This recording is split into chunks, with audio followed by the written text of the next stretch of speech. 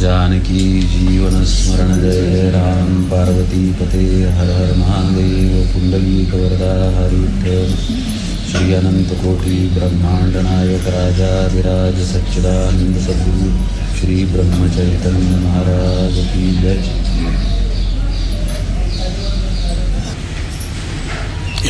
प्रश्न असा की महाराजांच्या दर्शनासाठी किंवा आपल्याला त्यांच्याशी बोलता येण्यासाठी वगैरे बऱ्याच ठिकाणी बाकीच्या गोष्टी सांगितल्यात, पण त्यातलं चित्तशुद्धी तुमची झाली तर तुम्हाला दर्शन होऊ शकेल असं महाराजांच्या ज्या गोष्टी आहेत त्यातून एक कळलं आहे मला. पण नेमकं कसं करायचं, बऱ्याच लोकांनी त्याच्यावर मार्गदर्शन केलं आहे पण तरी अजून उलगडा नीट झालेलं नाही. आणि दुसरं की महाराज तुमच्याशी बोलतात पण आपल्याला ते कळत नाही आहे. त्यावेळेला त्यातलं महाराजांचं सांगणं असं आहे आश्वासनामधलं की आपलं हवे नको पण कमी झालं पाहिजे, मनातलं हवे नको पण. तर ते नेमकं कसं कमी करायचं आणि ती त्यांची वाणी समजण्यासाठी आपल्याला हृदयामध्ये नाम सतत राहिलं पाहिजे अशी त्यांची एक रिक्वायरमेंट जी आहे ती कशी पूर्ण करता येईल असे एक साधारण 2-3 प्रश्न आहेत माझे. तुम्ही जे 2-3 प्रश्न विचारले याच्यावरतीच 2-2.5 तास बोलता येईल.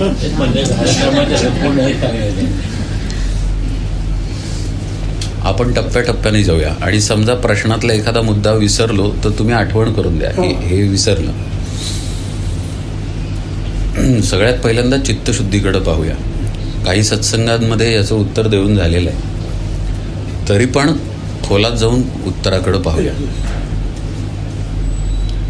चित्त हा अंतःकरण चतुष्टयातला एक भाग आहे. हे थिअरी समजून घेऊ आधी आपण. आपल्याला हातपाय डोळे कान दिलेत की नाही, हे जसे बाहेर अवयव आहेत तसे आपल्या आतमध्ये मन चित्त बुद्धी अहंकार अशा गोष्टी आहेत. हे चित्त आत आहे. आता आपण जर आपल्या स्वतःला पाहिलं तर आपलं मन कुठे डावीकडे आहे, बुद्धी कुठे उजवीकडे आहे, चित्त कुठे खालच्या बाजूला आहे असा अनुभव आपल्याला आहे का? नाही. आपल्याला आपल्या एकत्वाचाच अनुभव आहे. आपण एकटेच असणेपणानं आहोत असं आपल्याला वाटतं. बरोबर आहे. आता चित्त शुद्धी ज्यावेळी आपण बघणार आहे त्यावेळी चित्त अशुद्ध आहे ही गोष्ट कबूल आहे एक प्रकारे, म्हणून त्याची शुद्धी बघायला लागते. लक्षात येते ना? म्हणजे नेमकं काय अशुद्ध आहे आपल्यामध्ये हे आधी आपण तपासूया.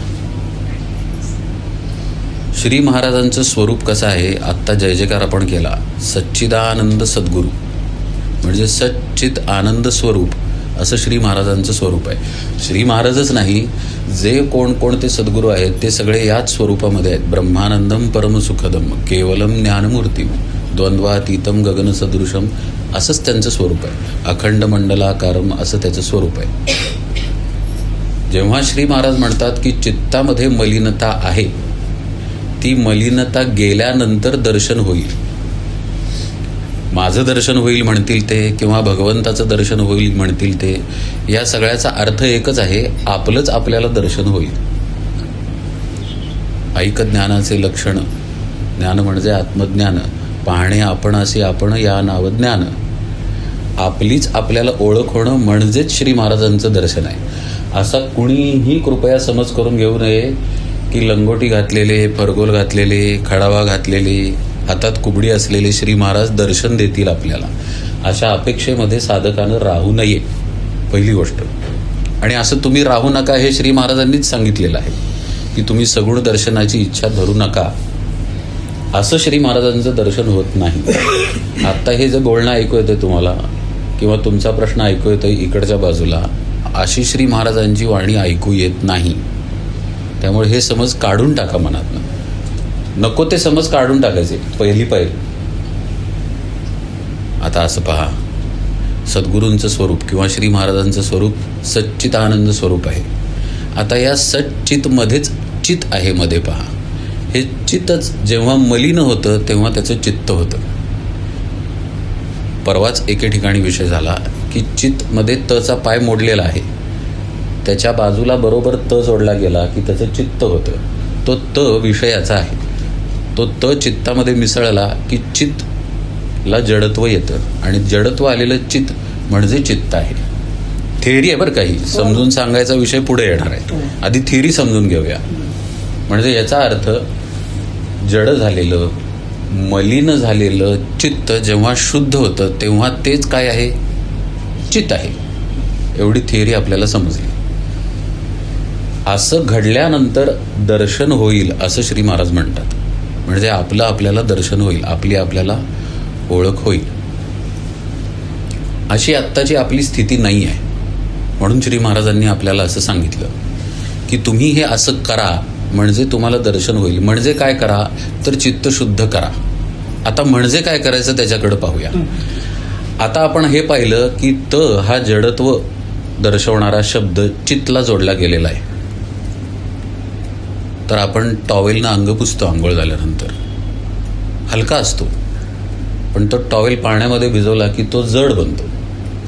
म्हणजे त्याच्यात शिरलेलं पाणी हे त्यातलं वजन वाढवतं. मग मूलतः जर आपण सच्चिदानंद स्वरूप आहे तर कोणतं जडत्व आपल्यामध्ये आलेलं आहे याचा शोध आपण घेतलाय का? तो घ्यायला पाहिजे. परमार्थामध्ये सद्गुरूंच्या संगतीला इतकं महत्त्व याचसाठी दिलेलं आहे कारण सद्गुरू ते सगळं उघडं करून दाखवतात की कोणतं जडत्व आलेलं आहे. अनंतशास्त्री प्रकांड पंडित होते, वेद विद्या पारंगत होते, सगळी शास्त्र मुखोद्गत होती, सगळीकडे वादविवाद करायला जायचे. दत्त महाराजांवरती नितांत श्रद्धा होती, गुरुचरित्राची पारायण करायचे का तर सद्गुरू प्राप्ती व्हावी. दत्तात्रेयांनी दृष्टांत दिला की ब्रह्मचैतन्य बुवा हे तुझे सद्गुरू आहेत, तू त्यांना शरण जा. पहिली जेव्हा भेट झाली तेव्हा ब्रह्मचैतन्य महाराज बायकांमध्ये बसलेले होते, तेही लंगोटी घालून, आणि बायका त्यांना तेल लावत होत्या, स्नान घालत होत्या. ते दृश्य पाहून अनंतशास्त्र्यांना वाटलं की हे मायेत अडकलेत, हे मला काय सोडवणार. हे जे वाटलेलं आहे हे जडत्व आहे चित्तातलं. आतमध्ये जी जाणीव आहे की आपण कुणीतरी आहे, देहानं बरं का, बुद्धीनं बरं का, हे जडत्व आहे आपल्याला मिळालेलं. जेव्हा त्यांनी डोकं टेकलं श्री महाराजांच्या पायावर त्यावेळी ते श्रींना म्हणाले की तुम्ही माझी विद्या काढून घ्या, माझं सगळं काढून घ्या म्हणाले. काढून घेतलं म्हणाले. आलं का लक्षात? मग त्यांच्यापाशी असं काय होतं, ते जे होतं त्यांच्यापाशी ते जडत्व आहे. आता ते डोळ्याला दिसत नाही.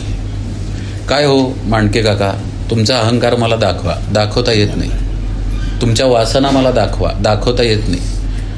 पण दिसतात कशातून? परिणामामधून दिसतात. अहंकार परिणामामधून दिसतो, वासना परिणामामधून दिसते, मनातील विचार परिणामांमधून दिसतात. त्या मनाच्या खोलात आत्ता जायला नको, कसे परिणाम आहेत मनाचे, नंतर जाऊ आपण. म्हणजे या सगळ्या गोष्टींचं जडत्व चित्तला चिकटलेलं आहे. म्हणजे आपण आपली खोटी ओळख बनवलेली आहे आणि तिला आपण खरं समजत आहे. खूप जुनी गोष्ट आहे, निरूपणात अनेकदा आलेली आहे की वाघाचं पिल्लू त्या मेंढ्यांच्या कळपात गेलं, स्वतःला मेंढीच समजायला लागलं. मोठं झाल्यानंतर त्याला जेव्हा खरा वाघ भेटला तेव्हा त्याला कळलं की आपण वाघ आहे. एवढंच काम सद्गुरू करतात की खरा तू कोण आहेस ते दाखवतात. आता याची बरीच चर्चा दासबोधामध्ये आलेली आहे की जर मी खोटीच ओळख माझी करून घेतलेली आहे तर मला ती खरी का वाटते, असा प्रश्न सद्गुरूंना केलेला आहे शिष्यानं. तुम्ही म्हणता ना की हे सगळं माया आहे, हे सगळं खोटं आहे, पण मला खरं तर दिसतंय, अनुभवाला तर येतंय, मग ते काय येतंय असाही प्रश्न शिष्यानं केलेला आहे, म्हणजेच श्रोत्यानं केलेला आहे. त्याला समर्थांनी उत्तर दिलेलं आहे स्पष्टपणे की त्यासाठी पहिली गोष्ट म्हणजे तुला सद्गुरूंना शरण जावं लागेल, त्यांच्याकडून श्रवण करून घ्यावं लागेल की तू खरा कोण आहेस आणि तू खरा कोण नाहीस. याचं श्रवण जेव्हा होईल तेव्हा त्या आत्मानात्म विचाराचं तू चिंतन करू शकशील आणि चिंतनानं तुला तद्रूपता येईल. चिंतने चिंतने तद्रूपता असं वेदांत सांगतो. म्हणजे आपल्या चित्ताला आलेलं जडत्व हे दृश्य नसलं तरी परिणाम स्वरूपानं दिसतं. आता त्या परिणामांकडे पाहूया. साधकानं आपल्या स्वतःला तपासावं श्री महाराज म्हणतात, परमार्थ हा स्वतःशी करण्याचा खेळ आहे. श्री महाराजांचं वाक्य आहे. त्यानं स्वतःला तपासावं म्हणजे आपण ओळखी करून ठेवल्यात का आपल्याबद्दलच्या काही? कुठल्या ओळखी करून ठेवलेल्या आहेत आपण स्वतःला कोण समजतो? आपण देह मानतो स्वतःला तर किती मानतो, किती प्रमाणात मानतो? आपल्यामध्ये आपला देह आणि देहसंबंधी वस्तू आणि गोष्टी, मग त्याच्यामध्ये बायको आली, नवरा आला, मुलं बाळं, घरदार, पैसा अडका सगळं आलं, ह्या सगळ्या गोष्टींना मी माझं मानतोय का हे आधी तपासावं. किती मानतोय हे पण तपासावं. आपण शाब्दिकरित्या म्हणू, हो हे सगळं महाराजांचं आहे, माझं यात काही नाही असं आपण म्हणू. पण रस्त्यानं जाताना चुकून एखाद्याची आपल्याला गाडी घासली तर आपल्या संतापाचा पारा ताडकन वरती जातो की नाही? असा वर गेला पारा की समजावं जडत्व आहे. जडत्वाच्या हिशोबानं सांगतोय बरं का. जेवायला बसलो आहे, एखाद्या पदार्थामध्ये मीठ कमी पडलं, बायकोवरती डोकं सरकलं तर समजावं जडत्व आहे. म्हणजे आपण बोलताना जो परमार्थ बोलतो, ऐकताना जो परमार्थ ऐकतो, तो आपल्या जीवनात उतरलाय का नाही हे साधकानं पाहिलं पाहिजे. हे मार्ग आहेत जडत्व घालवण्याचे. श्री महाराजांनी नामाचं अनुसंधान आपल्याला दिलेलं आहे. हे नामाचं अनुसंधान प्रयत्नपूर्वक जपावं लागतं. कारण जीव जो आहे तो मूलतः बहिर्मुख आहे. म्हणजे आता इथे पहा, सतरंजा घातल्या आहेत, त्याच्यावरती गालिचे घातलेले आहेत. आपल्याला मऊ वाटावं म्हणून घातलेलं आहे. का हो तुम्ही असं केलं? बरं वाटावं म्हणून केलं. एक प्रकारे वातावरण निर्मिती आहे की नाही? खरं सांगा. हां, हे देवाला हवं आहे का? हवं आहे का? अजिबात नाही. हे आपल्याला हवं आहे. देवाला हवी आहेत का फुलं? नाही, आपल्याला हवी आहेत.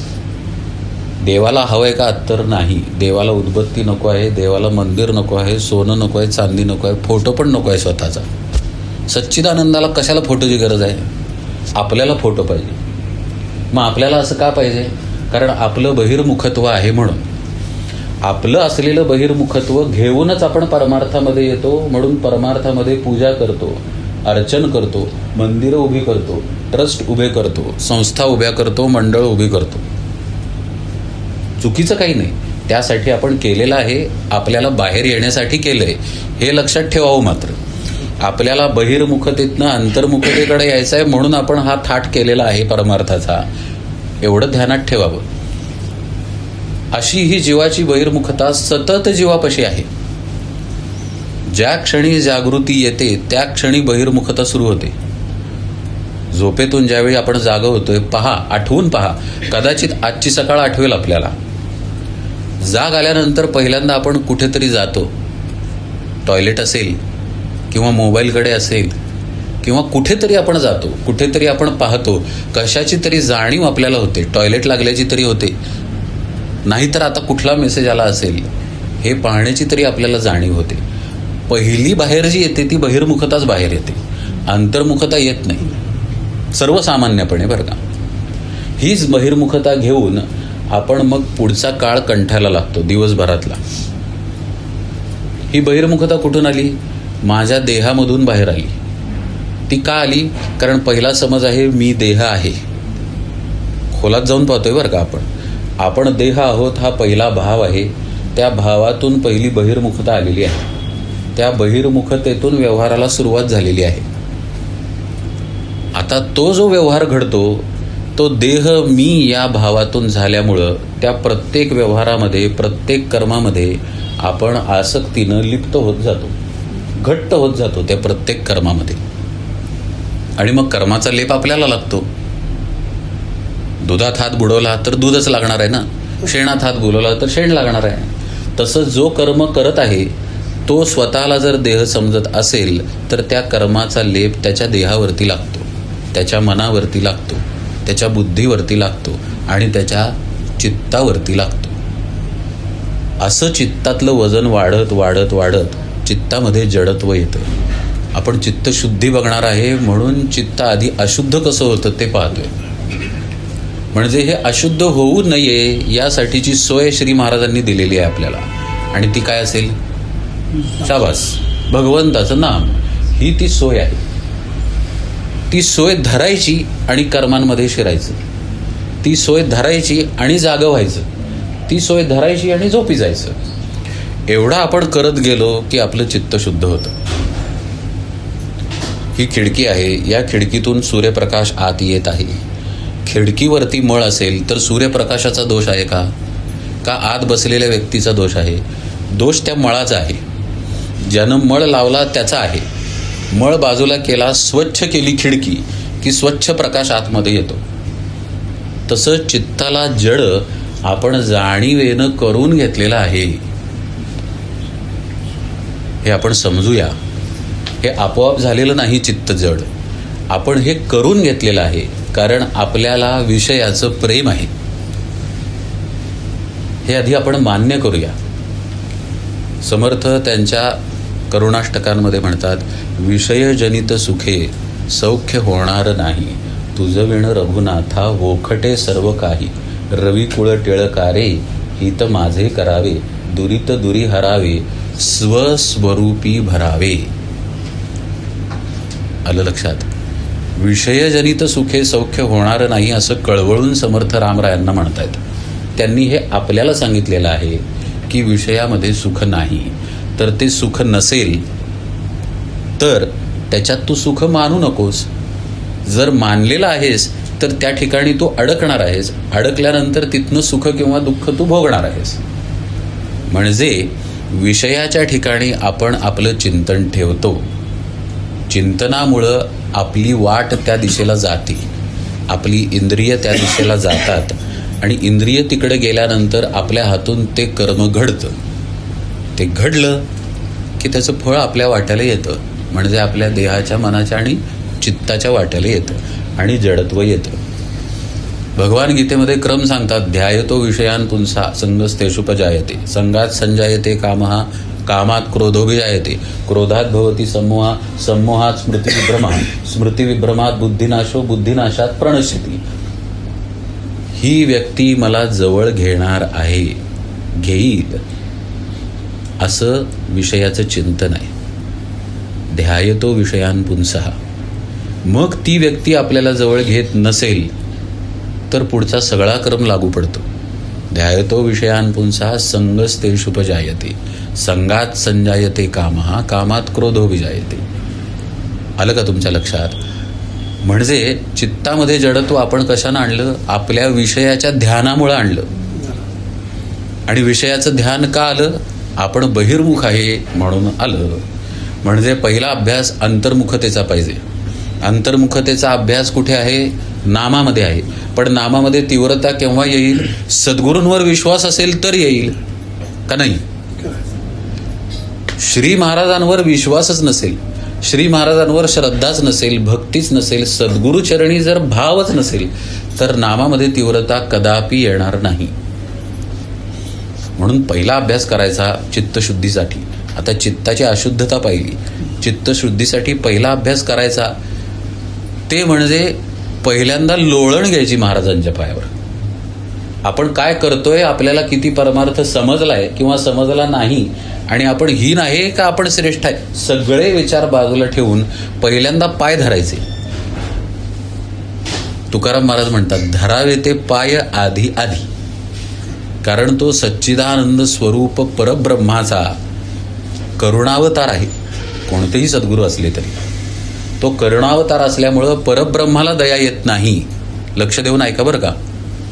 परब्रह्माला दया येत नाही, पण श्री महाराजांना दया येते.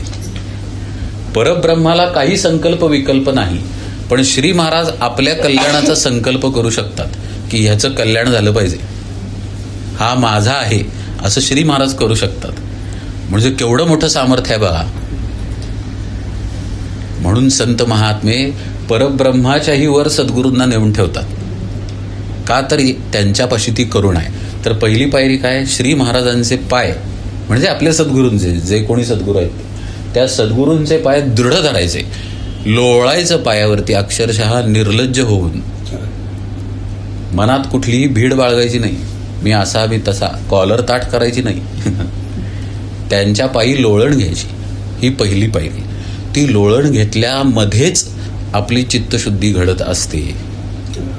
सद्गुरु स्मरणामध्ये अपार सामर्थ्य आहे. आता हा प्रयोग करून बघावा.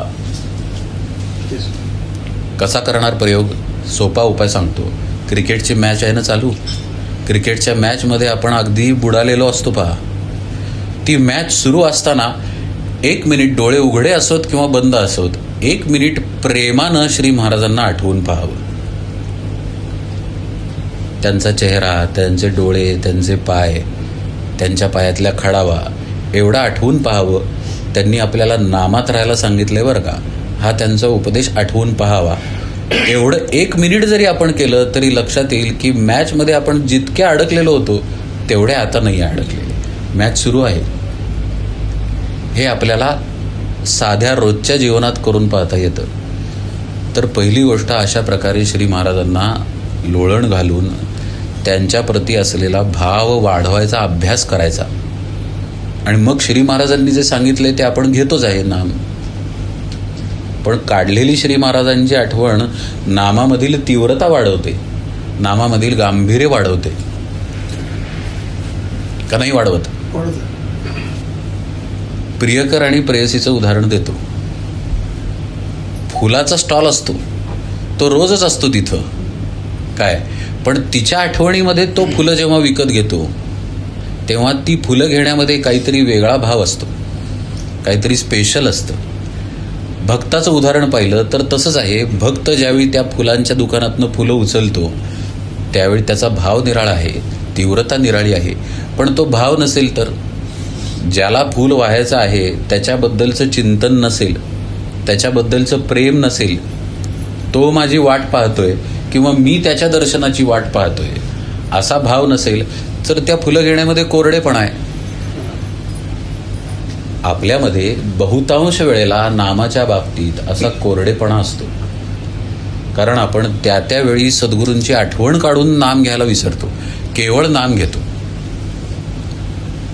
श्री महाराजांची वचनं ऐकल्यानंतर बुद्धी असा तर्क काढते बरं का इथं, की नामच तर श्री महाराज आहेत ना, मग त्यांची वेगळेपणानं आठवण कशाला काढायची, बरोबर ना? पण असं कुणासाठी? जो नामामध्ये स्वतःला विसरला त्याच्यासाठी नाम श्री महाराज आहेत. आज आपल्यासाठी काय आहे? श्री महाराज आहेत, त्यांनी नाम घ्यायला सांगितले. हे आज मितीला आपल्यासाठी सेपरेशन आहे. आपण अभ्यास करतोय नामामध्ये श्री महाराजांना पाहायचा, म्हणून श्री महाराजांवर पहिला प्रेम करायला शिकावं, सद्गुरूंवरती, आणि मग नामाच्या साधनेत राहावं. असं जर केलं तर आपल्या बहिर्मुखतेला आळा बसतो. आता पुण्यासारख्या शहरात मोकळ्या सुटलेल्या म्हशी किती वेळा दिसतात माहिती नाही मला, पण म्हशींच्या गळ्यामध्ये कधी कधी एक छोटा ओंडका लटकवलेला असतो पहा. ती फार धावू नये पण धावावी, अगदीच तिला गवत मिळू नये असं नाही, पण जरा प्रमाणात धावावी म्हणून ती केलेली सोय असती. तसं नाम करतं, तसं सद्गुरूंचं स्मरण करतं. तुकामाईंनी श्री महाराजांच्या डोक्यावर हात ठेवला, श्री महाराजांना समाधी लागली. त्या अवस्थेत आपण एकदम गेलो तर आपल्याला काहीच करता येणार नाही. सद्गुरू त्या अवस्थेत एकदम नेणार नाहीत. ते म्हशीला जसा ओंडका बांधलाय ना गळ्यात, तसं भगवंताचं नाम देतील आपल्या बहिर्मुखतेच्या उपायासाठी. खाणारच आहे आपण मिसळ, हे निरूपण झाल्यानंतर काय मिसळ खायचे थांबणार नाही आपण. पण मिसळ खायची जी ओढ आहे, टी व्ही पाहणार आहे आपण, पुरुषाला किंवा स्त्रीला, जो जो पती आहे पत्नी आहे ती प्रेमानं जवळ घेणार आहे, पण ती जी ओढ आहे विषय भोगण्याची ओढ, त्या ओढीला वचक बसतो भगवंताच्या नामानं. आणि ते नाम जर सद्गुरू स्मरणातून आला असेल तर, भावयुक्त आला असेल तर, वृत्तींना आवरून आला असेल तर, श्री महाराज म्हणतात नाम नामाचं काम करतच, पण तुम्ही जर वृत्ती आवरून नाम घेतलं तर ते जास्त परिणाम करतं. म्हणजे काय सांगतायत महाराज? म्हणजे अंतर्मुख होऊन नाम घ्यायलाच सांगतायत ना. बहिर्मुख काय होतात? वृत्तीच तर होतात. मग ह्या बहिर्मुख झालेल्याच वृत्ती चित्तातील जडत्व वाढवत आहेत ना. आपण विस्तार पाहिला आत्ता विषयाचा. म्हणजेच सद्गुरूंचं वचन अंतःकरणामध्ये सारखं घोटवत राहावं. गोठवत राहायचं म्हणजे काय? एक लता मंगेशकरचं गाणं आपण सकाळी ऐकलं, जर आवडीचं असेल तर नकळत तोंडात राहतं की नाही, म्हणजे ते आत रुंजी घालत राहतं. तसं वैषयिक गोष्टी रुंजी न घालता श्री महाराजांचा उपदेश आतमध्ये रुंजी घालत राहायला पाहिजे. म्हणजे आपण त्या नादात पाहिजे, सद्गुरू वचनाच्या नादामध्ये आपण पाहिजे, आणि सद्गुरूंनी जो उपाय दिलेला आहे त्या नामाच्या अनुसंधानात पाहिजे. आता मला प्रामाणिकपणे सांगा काका, असं आपण करतो का दरवेळी? नाही करत. म्हणून चित्तामध्ये मलिनता येते. उपाय दिलेला आहे त्यांनी, मार्गही सांगितलेला आहे, पण आपण तो करत नाही. नाम घेत नाही असं नाही, पण म्हणून म्हटलं की ते वरवर घेतो. मग मला तो कर्मे फिरे, जिव्हा फिरे मुख माई, म्हणतो दाही दिस फिरे, येतो सुमिरन नाही, असं कबीर म्हणतात. असं नामस्मरण आपण करायला जातो, म्हणजे कळकळीनं नाम घेत नाही. रामकृष्ण परमहंस म्हणतात, नाम घेता घेता नाम पूर्ण होण्याच्या आधी जर आनंदाच्या उर्मीनं डोळेच व्हायला लागले तर नामाचं काम झालेलं आहे. आणि आपण नामाच्या तांत्रिकतेमध्ये सापडतो.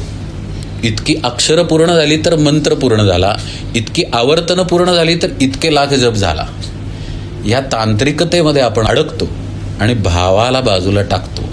भावाला बाजूला टाकलं की मनाची, चित्ताची, वृत्तींची अंतर्मुखता साधता येत नाही. माऊलींनी सांगितले, अहो बाकी कोण पाहिजे? भाव बळे आकळे एरवी ना कळे, करतळी आवळे तैसा हरी. करतळी आवळे म्हणजे स्वच्छ, जसा एखादा आवळा आपल्या तळ हातावर दिसावा तसं स्वच्छ स्वरूप आहे आपलं, भगवंत आहे. तो तसा दिसत नाही, कारण भावानं आपण धरायला जात नाही. भाव हा देहाला लावलेला आहे, देह माझा म्हटलेला आहे, आणि त्याच्या खिडकीतनं सगळीकडे पाहणं चाललेलं आहे आणि अडकणं चाललेलं आहे. आता हे काय होतं, हे ऐकायला पटतं की मी स्वतःला देह मानतोय, पण मी हा देह नाही आहे बरं का. अहो मी हा देह नाही आहे. काय सांगताय? मी पण हेच ऐकलं. ठीक आहे, मी पण माझा देह नाही आहे, पण हे असं घोटवून काही होत नाही. याचा अर्थ देहाव्यतिरिक्त आपण जे आहोत त्याच्या प्रांतात आपल्याला शिरायला पाहिजे, तर आपल्याला पटेल की आपण देह नाही आहे. नुसतं ऐकून पटणार नाही. नायमात्मा प्रवचनेन लभ्या न मेधया न बहुना श्रुतेनं, असं उपनिषद सांगतं. तुमच्या बुद्धीनं आत्मा कळणार नाही. आता इथं आत्मा म्हणजे श्री महाराज ज्याला दर्शन म्हणतायत ना, माझं दर्शन होणार नाही म्हणतायत ना श्री महाराज चित्तशुद्धीशिवाय, तो हा आत्मा आहे. आत्मा हा प्रवचन देऊन कळणार नाही, ऐकून पण कळणार नाही, म्हणून ऐकायचं नाही असं नाही, पण बुद्धीनंही कळणार नाही असं उपनिषद सांगतं. मग कशानं कळेल? भगवंताच्या म्हणजेच आत्म्याच्याच कृपेनं आत्मा कळेल. म्हणजे आत्मा स्वसंवेद्य आहे, त्यालाच तो कळू शकतो असा तो आहे. मग असं असताना आपल्याला शाब्दिक कळलं की आपण देह नाही, तर यातून काहीही होणार नाही. म्हणून आपल्याला साधन दिलेलं आहे नामाचं आणि ध्यानाचं. त्या साधनाच्या मार्गातून आपण देहाव्यतिरिक्त जे आपण आहोत त्याच्या क्षेत्रात जातो. मग ते कसे जातो? नाम घेताना आपल्या देहाचा आणि या देहाकडून नाम घडतंय या दोन्हीही गोष्टींचा विसर पडतो साधकाला. पण झोप न लागता नाम तेवढं सुरू राहतं. ही अंतरातील अनुभूती आहे बरं का, नुसती बडबड नाही. असं घडतं. आपल्या देहाचं विस्मरण झालेलं आहे. आपल्या देहाला कुणी स्पर्श केला तर त्या स्पर्शाचीही जाणीव नाही.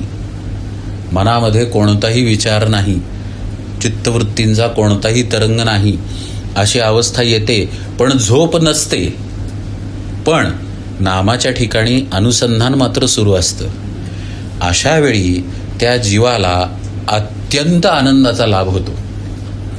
इतका आनंदाचा लाभ होतो की त्याचं वर्णन करताना म्हणतात की आनंदाच्या जणू उकळ्या फुटतात. इतका आनंद त्याला त्याच्याच आत मिळतो.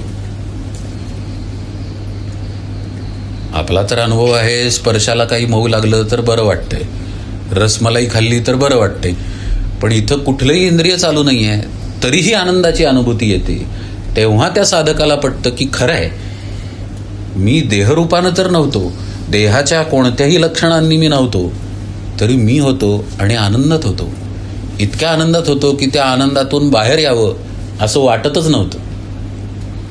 मग सद्गुरूंच्या वचनावरती खऱ्या अर्थानं विश्वास बसतो.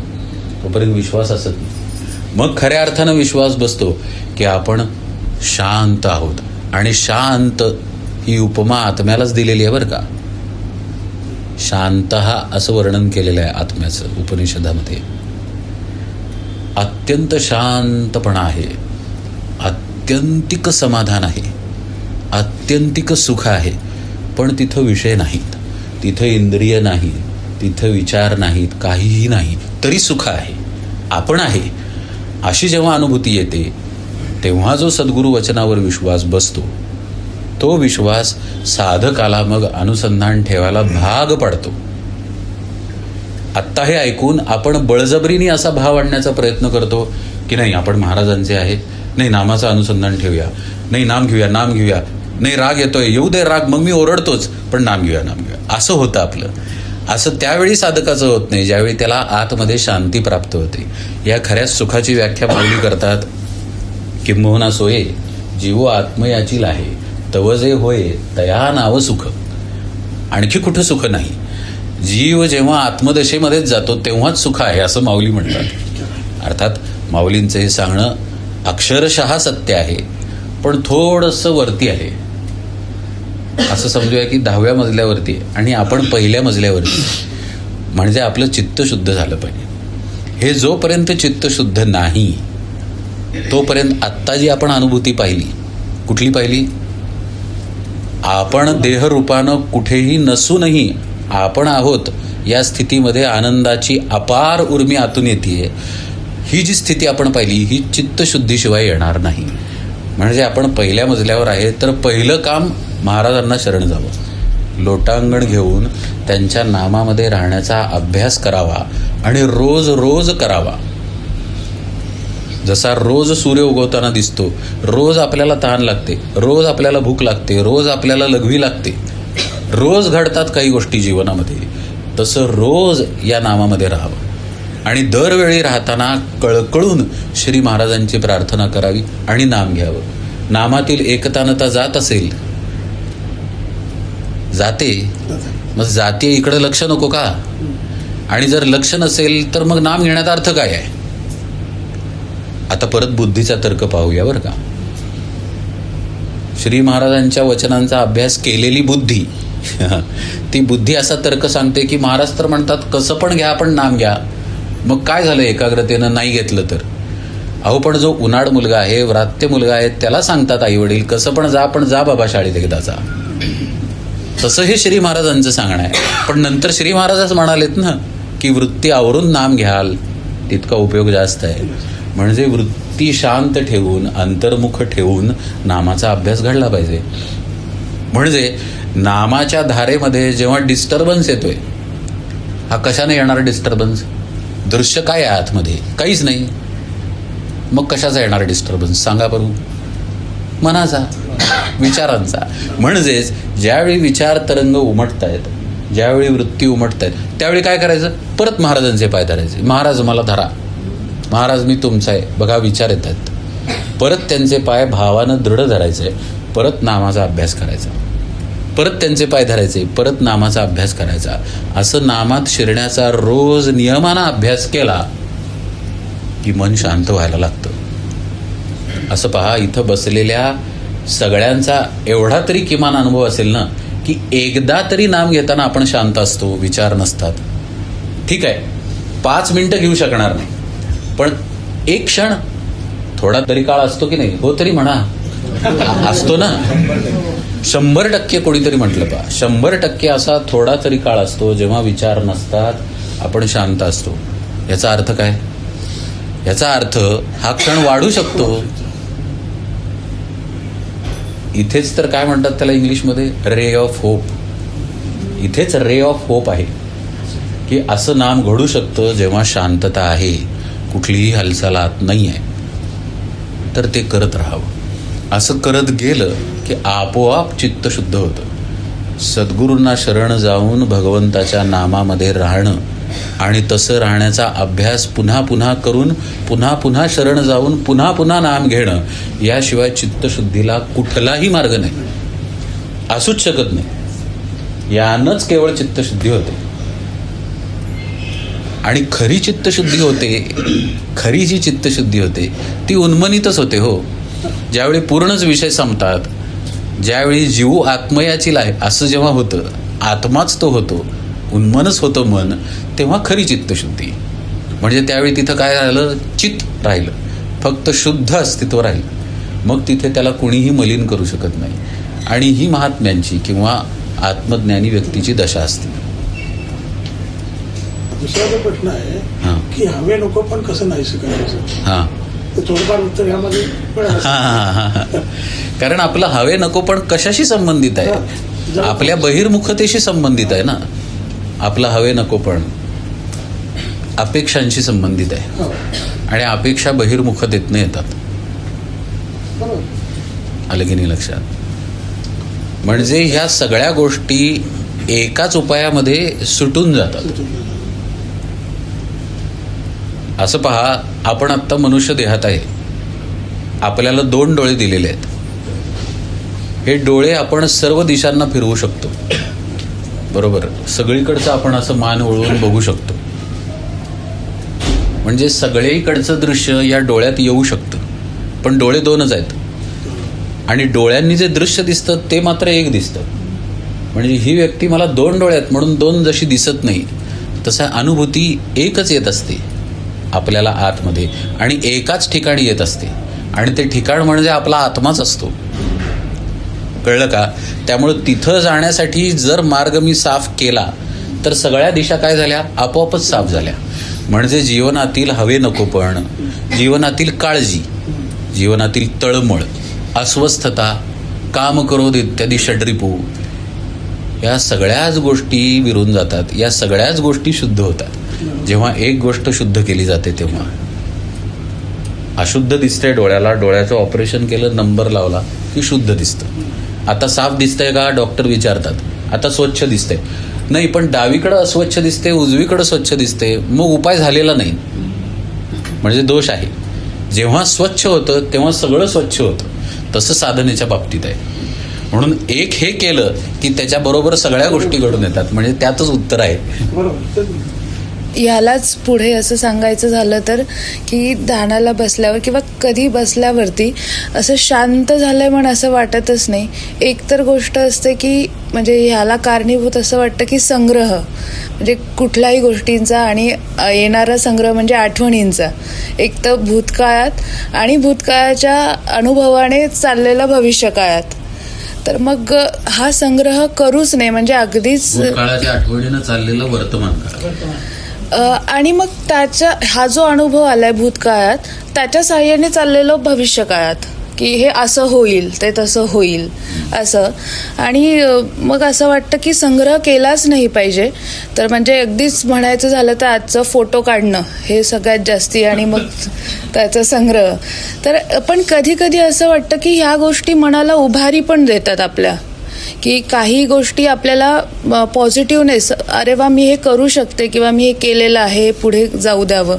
पण ते कितपत करावं आणि ते त्याला कुठे बंध घालावा हे जरासं त्याच्यामध्ये कन्फ्युजन होतं किंवा तेवढंसं अजून नाही कळत. आपण चित्तशुद्धीचा विषय पाहताना कर्म हा विषय पाहायला पहा. तिथं या प्रश्नाचं उत्तर लपलेलं आहे. आत्ता हा जो क्षण सुरू आहे ना, आत्ता हा क्षण सुरू आहे पहा. आत्ता हा क्षण सुरू आहे. आता हे 3दा बोललो, त्यातलं पहिल्यांदा 2दा बोललेलं गेलं. आत्ता हा क्षण चालू आहे, 3दा बोललेलं गेलं. आत्ता जे आहे हेच तेवढं सत्य आहे आणि ते सुद्धा गेलं. म्हणून जय कृष्णमूर्ती एके ठिकाणी म्हणतात की वर्तमान काळच नाही म्हणतात, फार पुढं जाऊन ते सांगतात वर्तमान काळ एक सत्य आहे आणि तेच एक सत्य आहे असं सर्वसामान्यतः सांगितलं जातं. जय कृष्णमूर्ती म्हणतात की ते पण नाही आहे, कारण ते वर्तमान आहे म्हणायला गेलात की तो गेलेला असतो. हे आणखी पुढं जाऊन जय कृष्णमूर्ती सांगतात. आपली ही अडचण का होते? कारण आपण वर्तमानात राहतच नाही म्हणून होते. एक तर भविष्यकाळात राहतो, नाहीतर भूतकाळात राहतो. तुम्ही म्हणताय त्यातल्या काही गोष्टी अनुकूल पण असतात, बरोबर आहे. कारण भूतकाळात जर आपण गोंदवल्यात समाधीचं दर्शन घेतलं असेल तर काल घेतलेल्या समाधीच्या दर्शनाचा आज साधनेमध्ये लाभ होतो, चांगला प्रश्न आहे. उद्या जर आपल्याला गोंदवल्याला जायचं आहे तर गोंदवल्याचं एक प्रकारे काय लागलं, अनुसंधान लागलं, ध्यान लागलं. चांगलं आहे, हे साधनेला उपकारक आहे. कारण मनाचा करावा तसा वापर साधक करू शकतो, हे मनाचं सामर्थ्य आहे. मन एव मनुष्याणाम कारणम बंध मोक्ष, बंधनात विषयासक्ती मुक्तम निर्विषयम स्मृतम, असं मनाचं स्वरूप आहे. आपल्याला आठव आहे गेलेल्या गोष्टींचा आणि आपल्याला चिंतन आहे भविष्यातल्या गोष्टींचं.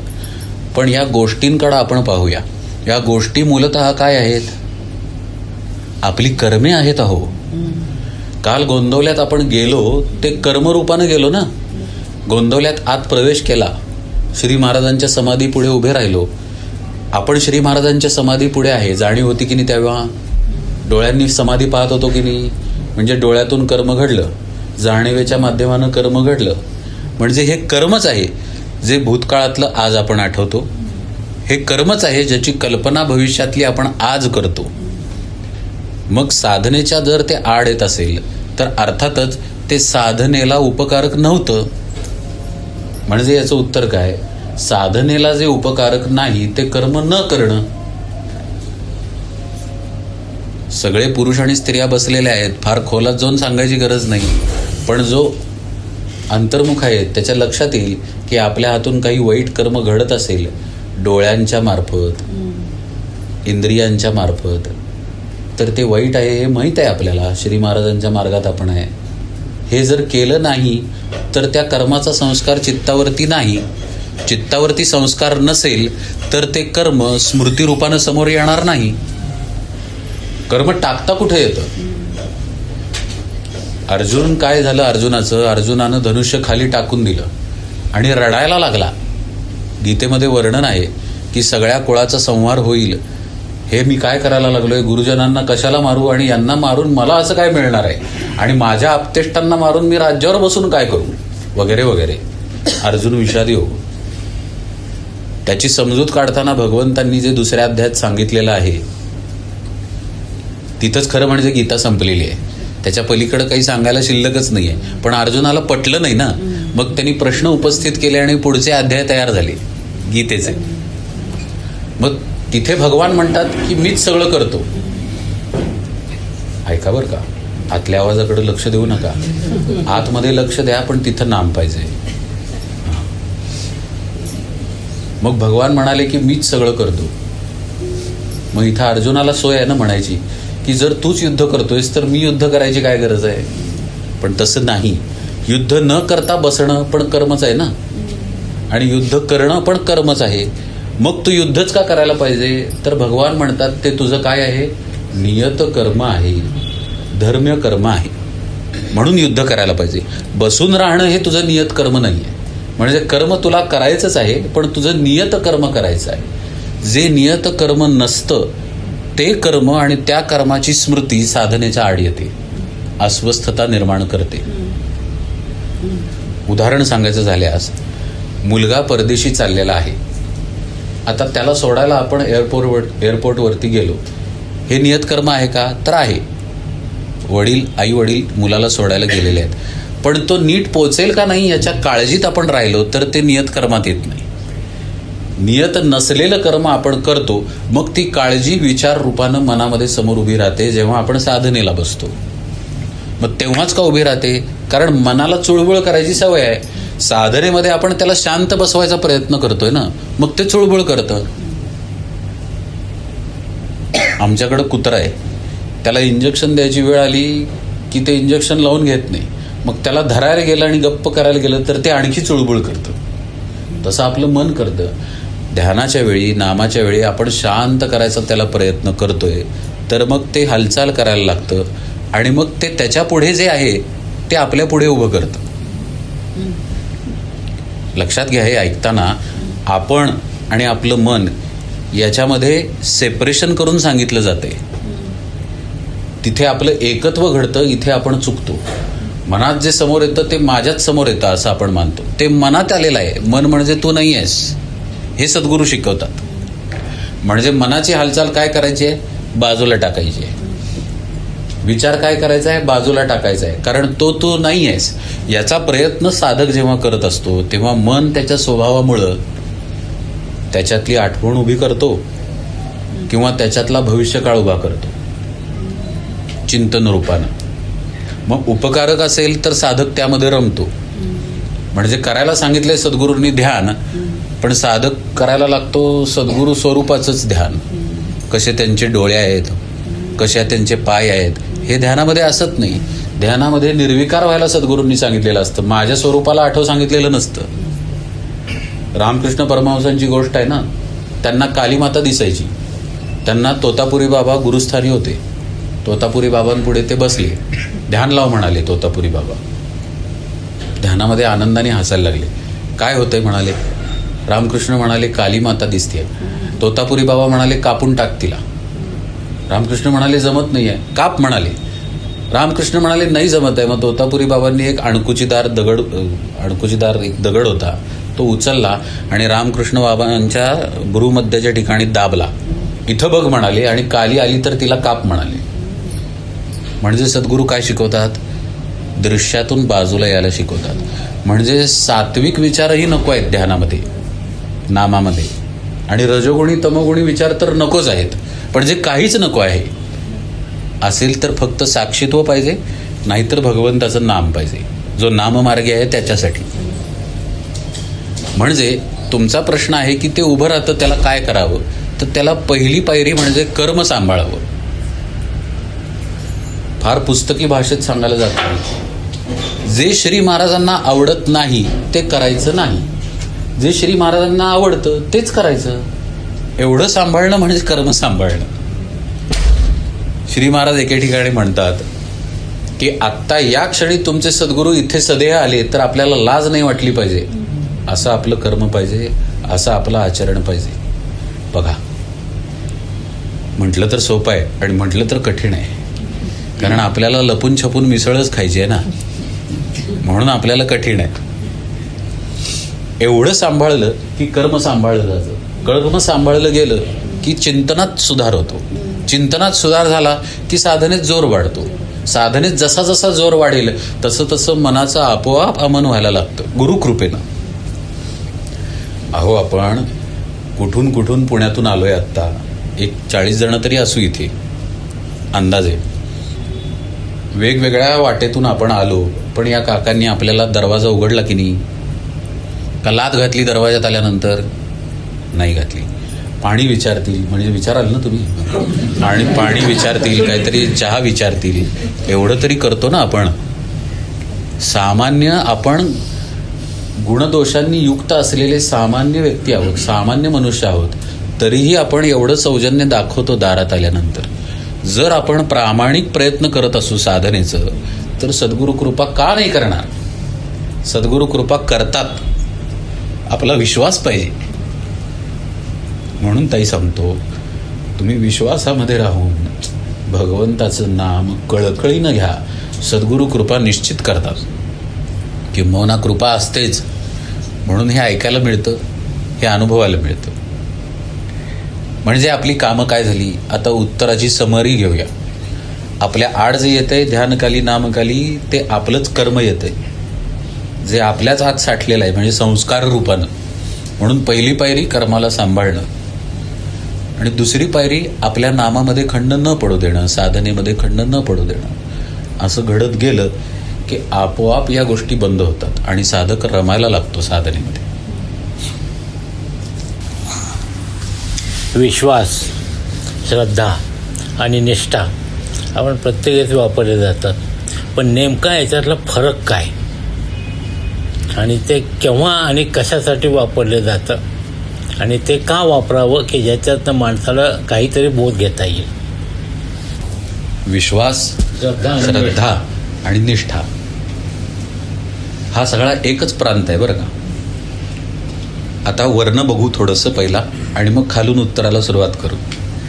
म्हणजे वरून आपल्याला एकच चौकोन दिसतो पहा. एक अपार्टमेंट जर ड्रोनमधनं बघितली तर फक्त चौकोन दिसेल, पण त्या अपार्टमेंटला 3 मजले आहेत, विश्वास, श्रद्धा आणि निष्ठाचे. पण वरून बघितल्यावर एकच दिसतो. तसं हे थोडं आहे प्रकरण. विश्वास जेव्हा दृढ होतो, खोल जातो, विश्वासामधली बुद्धी जेव्हा निघून जायला लागते, कारण विश्वासात बुद्धी असते, विश्वासामधली बुद्धी ज्यावेळी निघून जाऊन विश्वास शुद्धतेनं राहायला लागतो, तेव्हा तोच विश्वास श्रद्धा बनतो. तरीही अजून बुद्धी राहते त्याच्यामध्ये, श्रद्धा असते आपली. श्रद्धा जेव्हा आणखी खोल खोल जाऊन मुरते ना, तेव्हा त्या श्रद्धेचं रूपांतर निष्ठेमध्ये होतं. निष्ठेच्या पुढं पण एक पायरी आहे, सांगू का? ती म्हणजे प्रेम.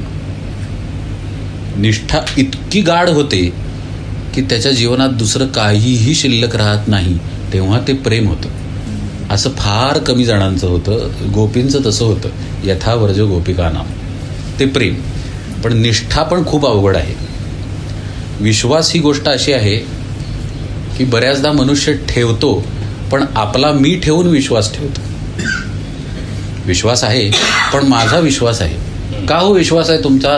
कारण मला हे पटलं म्हणतो, म्हणून हा माझा विश्वास बसला याच्यावरती. काय झालेलं, याला 500 रुपये दिलेले, मला मागे अनुभव आला आहे 2 जणांचा की पैसे माणूस परत करत नाही, पण ह्याला 500 दिले, हा म्हणाला 4 दिवसात देतो, ह्यानं परत दिले बरं का, याच्यावरती मी विश्वास ठेवतो.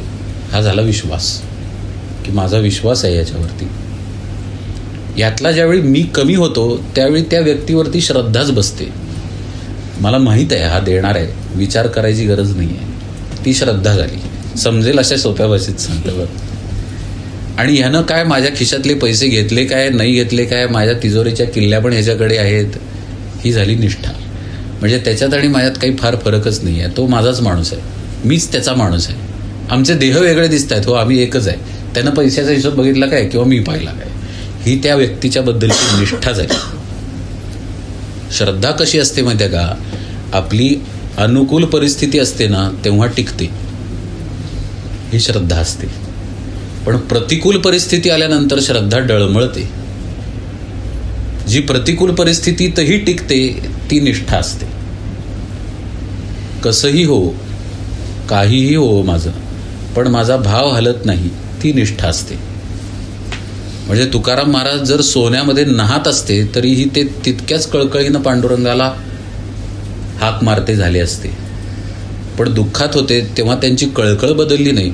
ते म्हणाले, बरे देवा पावलो अपमान, स्त्री एके अन्नान्न करिता मेली, असं म्हणाले.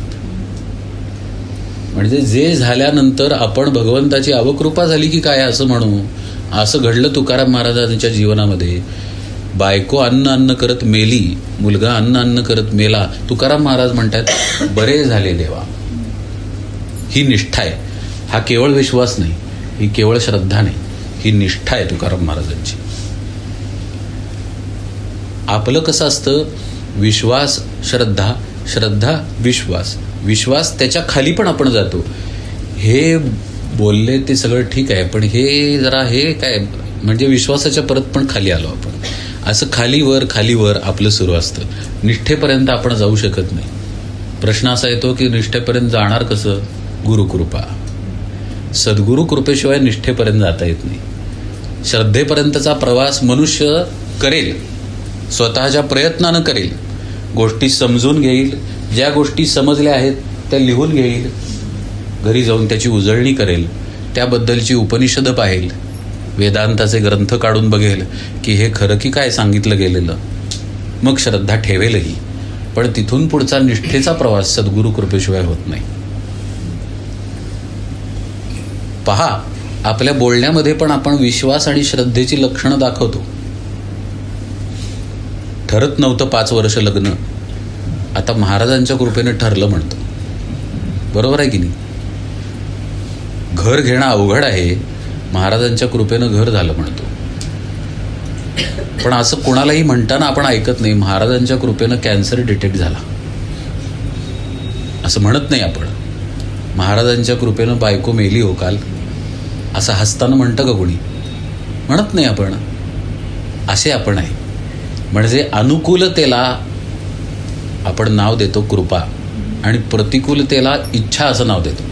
ठीक आहे, महाराजांची इच्छा म्हणून असं झालं. अरे वा, हे बरं आहे की, म्हणजे अनुकूलता आहे तेव्हा कृपा आहे, आणि आता कृपा नाही कारण प्रतिकूलता झाली. अहो, आपल्या प्रापंचिक गोष्टींना अनुकूलता देणं हे सद्गुरूंचं काम असतं. तर BMW कशाला, हेलिकॉप्टरच्याच रांगा लागल्या असत्या प्रत्येक देवस्थानाच्या बाहेर. गोंदवल्यात कुणी गरीब दिसलाच नसता, सगळ्यांचे फ्लॅटच झाले असते 4-4, 5-5. हे कार्यक्षेत्रच नाही आहे सद्गुरूंचं. पण तरी आपल्याला अनुभव येतो, महाराजांच्या कृपेनं डील होतं. त्या माणसाला काय वाटतं कोणास ठाऊक, तो 10 लाख रुपये कमी करतो. मग आपण म्हणतो महाराजांच्या कृपेनं झालंय बघा डील. किंवा आपल्याला माहीत नसतं काय कसं आहे घर मालक, पण आत गेल्यानंतर महाराजांचाच फोटो असतो त्याच्यामध्ये, आणि तो इतकं प्रेमानं आपल्याशी वागतो की आपल्याला धक्का बसतो. मग हे काय घडतं, हे महाराजांच्या करुणेमुळे घडतं, त्यांचं कार्य ते नाही. कळलं का, करुणा आहे त्यांची, पण कार्यामध्ये ते काय येतं, कार्यामध्ये आपल्या अहंकाराला मारणंच येतं. सद्गुरूंच्या कार्यामध्ये लाड करतो ना कधी कधी बाप मुलाचे, तसं सद्गुरू लाड करतात शिष्याचे. पण आपण काय करतो, त्यांचे जे लाड आहेत ते लाड म्हणजे त्यांचं कार्यच आहे असं समजतो. म्हणजे काय माहिती आहे का, आपल्याला सुखात ठेवणं, आपल्याला चैनीमध्ये ठेवणं, आणि आपल्याला कायम काय आरामात ठेवणं, हे सद्गुरूंचं काम आहे असं आपण मानायला लागतो. ही श्रद्धेची लक्षणं आहेत, निष्ठेची नाहीत. निष्ठा याच्या पलीकडे येते. म्हणून परमपूज्य बेलसरे महाराज एके ठिकाणी म्हणतात की कसं आहे, तुमची परिस्थिती जरा योग्य आहे तर नाम घडेल म्हणतात, पण परिस्थिती जर बिकट असेल, खराब असेल, अवघड असेल, तर तेव्हाही जो निष्ठेनं नाम घेतो तो खरा, असं ते म्हणतात. तिथं निष्ठा कामाला येते. म्हणजे कल्पना करा, गोपींकडं प्रेम किती असेल, ही निष्ठेचीच पायरी झाली फक्त. निष्ठा गहन झाल्यानंतर प्रेम आहे, म्हणजे त्यांना काय असेल गोविंदाबद्दल, त्यांना दुसरं काही नसेलच जीवनामध्ये. असं वर्णन आहे भागवतामध्ये, सांगू ना 2 मिनटं. असं वर्णन आहे भागवतामध्ये की दिवा लागलेला असायचा. आपण काय करतो, काड्याची पेटी पेटवतो आणि दिवा लावतो. ती गोपी दिवा लावायची, पण कृष्णाचं ध्यान इतकं असायचं की दिवा जळत जळत तिच्या बोटापर्यंत यायचा, तरी तिचं बोट आगीतच असायचं, तिला ते पोळलेलंही कळायचं नाही. ही प्रेमाची अवस्था आहे. शरीराचं भान नसायचं, घरी आहोत आपण का बाहेर आहोत याचं भान नसायचं, अंगावरच्या वस्त्रांचं भान नसायचं. तो यायचा घरामध्ये, तो म्हणजे भगवान गोपाळकृष्ण. तो घरात यायचा, भागवतात सांगितलंय की तो फक्त लोणी खायचा नाही, तो सगळी फोडाफोडी करून जायचा.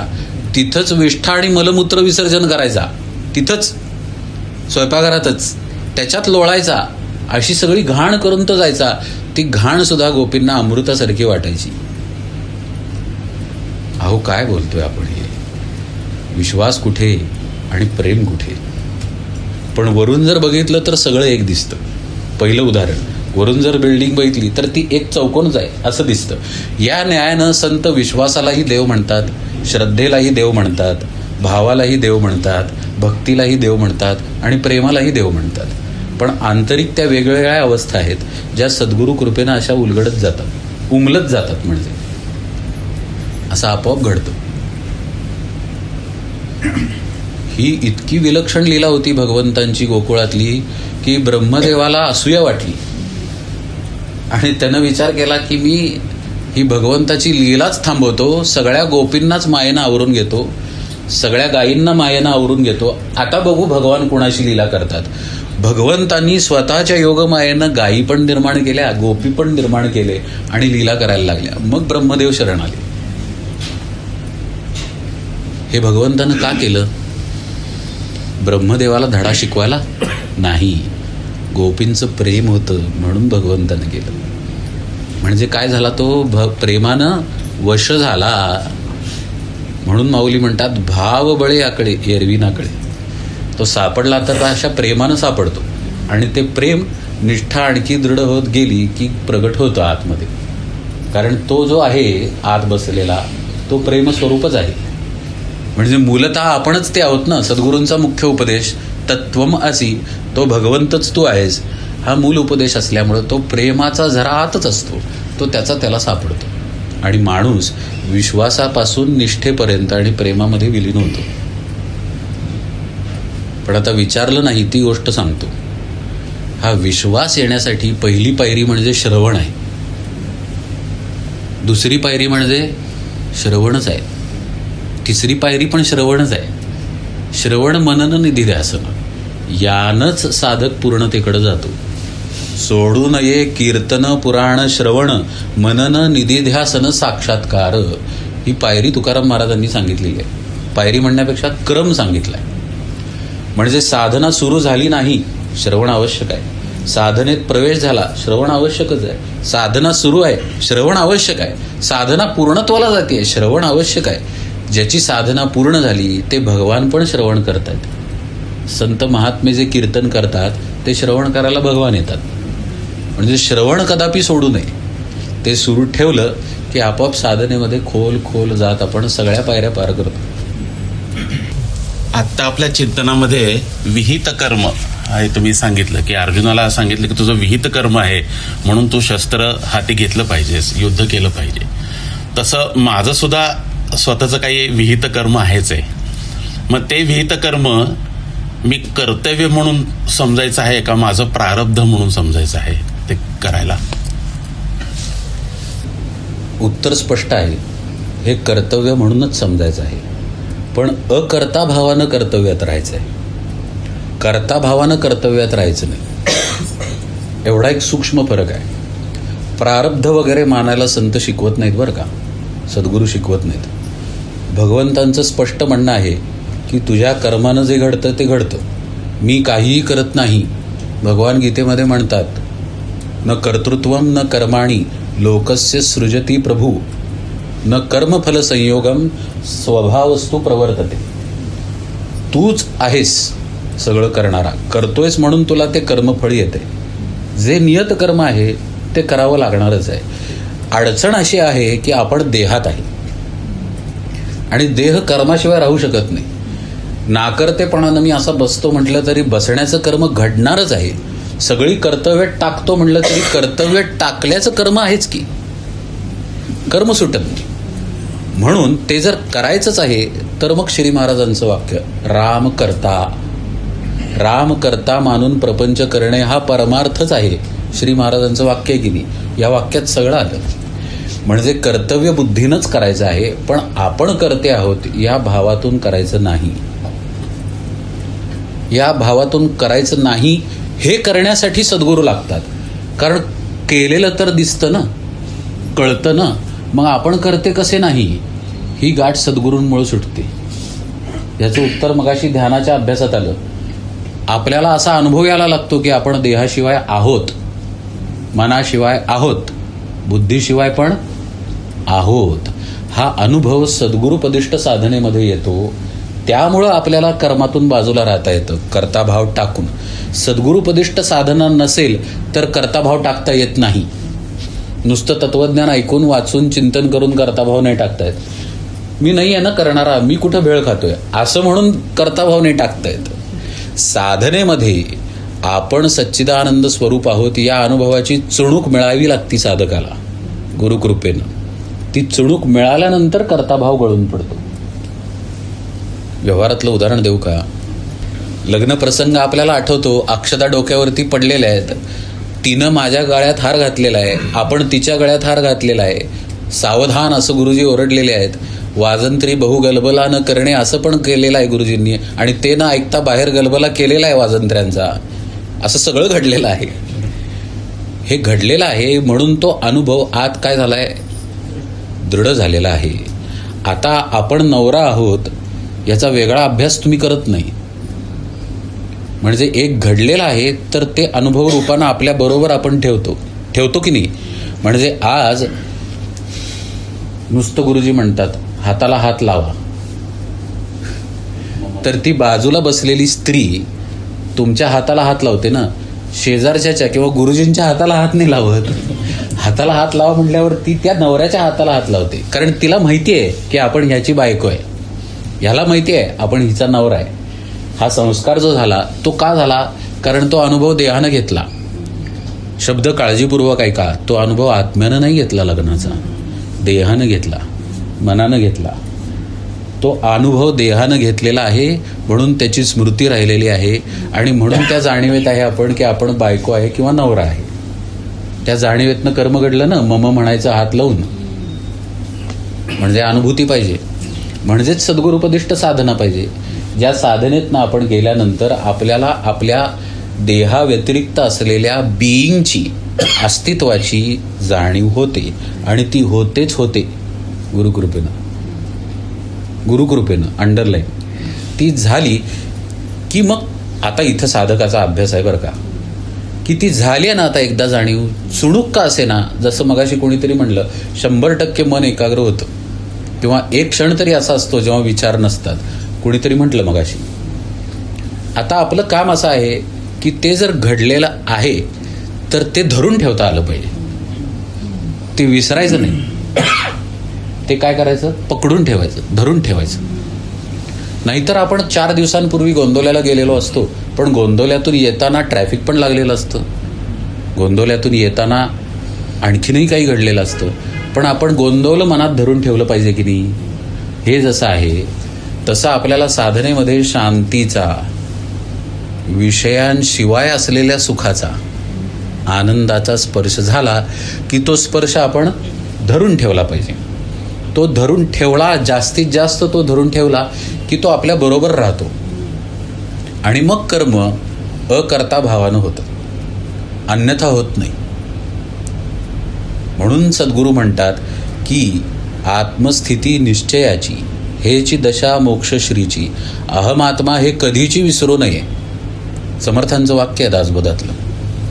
अहमात्मा हे कधीची विसरू नये म्हणजे अहमात्मा अहमात्मा अहमात्मा असं बडबडायचं आहे नाही. आपण आत्मा आहोत या जाणीवेत राहायचा अभ्यास करायचा आहे, या चिंतनात राहायचा अभ्यास करायचा आहे. जसं तुमचं नाव काय राम असेल तर मी राम आहे असं आपण म्हणत बसत नाही, पण आपण राम आहोत या अनुसंधानात आपण आहोत ना. तसंच आपण आत्मा आहोत या अनुसंधानात साधकाला राहावं लागतं आणि त्या अनुसंधानात त्याला त्याचं कर्तव्य कर्म करावं लागतं. म्हणजे ते कर्तव्य कर्म मी करता नाही या भावातून होतं. हे जर अनुसंधान सुटलं, ठेवलं नाही, ते ठेवावं लागतं प्रयत्नानं. पहिल्या प्रश्नाच्या उत्तरात आपण पाहिलंय की बहिर्मुखता हा जीवाचा स्वभाव आहे, त्याला अभ्यास करावा लागत नाही बहिर्मुखतेसाठी, त्याची बहिर्मुखता सुरूच होते लगेच. म्हणजे त्याला आपण आत्मा आहोत, आपण त्या शांत स्थितीमध्ये आहोत, हे आपलं स्वरूप आहे, हा भाव प्रयत्नानं धरावा लागतो. हे धरायचं त्यानं जर सोडलं तर तो अडकलाच विषयांमध्ये. या अर्थाचं पण वाक्य आहे ज्ञानेश्वरीमध्ये की प्राप्त पुरुषाला सुद्धा सांभाळून वागावं लागतं, नाहीतर त्याची अवस्था खाली येते, ढळते. हे जर प्राप्त पुरुषाच्या बाबतीत आहे तर आपल्यासारख्यांची काय गत. म्हणून सद्गुरुपदिष्ट साधना नियमानं करावी. त्या साधनेमध्ये आपल्याला त्या स्थितीचा अनुभव येतो, आपल्या आत्मस्थितीचा. तो अनुभव आपल्या साधनेची गोडी वाढवतो. ती गोडी वाढल्यानंतर आपण पुन्हा पुन्हा साधनेमध्ये रमायला लागतो आणि असं पुन्हा पुन्हा होत गेलं की जी जी कर्मे घडतात त्या कर्मांमध्ये आपण कर्तेपणानं न राहायला आपोआप युक्तीनं शिकतो. सद्गुरू कृपेनं हे सगळं घडून येतं. अहो मुळाला मारलं पाहिजे हो. ताप आहे की नाही दिसतोय थर्मामीटरमध्ये, पण पट्ट्या ठेवून तो ताप जाणार नाही. तो ताप ज्या इन्फेक्शनमुळे आलाय त्या इन्फेक्शनला मारतो की नाही डॉक्टर, अँटीबायोटिक देऊन, मग ताप जातो. कर्तेपणा आहे, पण तो कशामुळे आलाय, देहांतेमुळे आलाय. मग देहांतात जाण्यासाठी औषध नको का तिथं. असं घडतं ते. एक जस्ट असा प्रश्न होता, जसा नामस्मरण हा एक अभ्यास आहे, तसं मी ऐकलं की सोहम पण एक प्रकार आहे, म्हणजे श्वासावर सो म्हणणे आणि सोडताना हम, तर त्याने पण अनुसंधान म्हणजे ठेवायचं असतं बेसिकली. तर त्यामध्ये आणि नामस्मरणामध्ये नक्की काय फरक आहे, आणि म्हणजे शेवटी ते एकच मार्गी जातात, कारण इकडे काही स्वरूपाचं ध्यान नाही आहे, फक्त सोहम म्हणतो आपण, किंवा कोणत्या देवतेचं किंवा असं स्मरण नाही आहे. तर मग ते कसं वर्कआउट होतं, किंवा असं मी प्रयोग केला मागच्या आठवड्यात, थोडंसं ते लक्ष ठेवायचं आणि थोड्या वेळ राहतं आणि नंतर मन एकदम गडबडून जातं. ते म्हणतात त्याच्यापेक्षा तू नामस्मरण कर, मला विचार तरी करता येतात त्याच्यासोबत. याच्यामध्ये तो एकदम प्युअर कॉन्सन्ट्रेशन द्यावं लागतं. तर मग असं खटपट चाललेली. तर सोहमची साधना म्हणजे सोहम ध्यान साधना आणि नामस्मरणाची साधना या दोन वेगवेगळ्या साधना आहेत, पण एकमेकांना पूरक आहेत साधना. सोहमचा ध्वनी आतमध्ये आपल्या आहे. धरिता सो टाकिता हम, अखंड चाले सोहम सोहम, समर्थ दासबोधामध्ये म्हणतात. या ठिकाणी लक्ष देणं म्हणजे सोहम साधनेची सुरुवात आहे. ही सोहम साधना खरी नव्हे, ही केवळ सुरुवात आहे. त्याचा बोध श्वासामध्ये आहे असं संत सांगतात. म्हणजे तत्सदृश ध्वनी होतो, सो सदृश ध्वनी होतो श्वास जेव्हा आत येतो, आणि उच्छ्वास जेव्हा जातो त्यावेळी हम सदृश ध्वनी होतो, म्हणून तिथे सोहम आहे असं वरवर म्हटलं जातं. खरं सोहम श्वासामध्ये नसून श्वास ज्याच्यामुळे चालतात तिथं खरं सोहम आहे. सोहमचा विचार पाहूया आपण आणि मग भगवंताच्या नामाचाही विचार पाहूया बरं का. सोहमचा अर्थ काय होतो? सहा अहम म्हणजे सोहम आहे, तो संधी आहे. सहा अहम सोहम हा संस्कृतातला संधी आहे. सोहम हे शिष्यानं दिलेलं उत्तर आहे सद्गुरूंना. सद्गुरूंनी उपदेश केलेला आहे की ते ब्रह्मच तू आहेस, तत्त्वम असि, तेच तू आहेस असं सांगितल्यानंतर शिष्यानं उत्तर दिलंय, होय तोच मी आहे. सहा अहम, सहा म्हणजे कोण? तर तो आत्मा, परमात्मा, तोच मी आहे, तोच मी आणि आहे असे 3 शब्द आहेत सोहममध्ये, सहा अहममध्ये. आलं का लक्षात? हे सोहम श्वासातून सहज प्रगट होतं, म्हणून संत म्हणतात की श्वासाच्या ध्वनीमध्ये धरिता सो टाकिता हम आहे. पण तो आत्मा आहे म्हणून श्वास चालतो ना. का मेलेल्या माणसाचा श्वास बघितलाय आपण चाललेला? ऑक्सिजन म्हणजे श्वास असता तर मेलेल्या माणसाच्या नाकामध्ये पाईप खुपसून ऑक्सिजन सोडला असता तर तो जिवंत झाला असता. म्हणजे जिवंत पण ही एक वेगळीच गोष्ट आहे बुवा, ज्याच्यामुळे श्वास चालू आहे.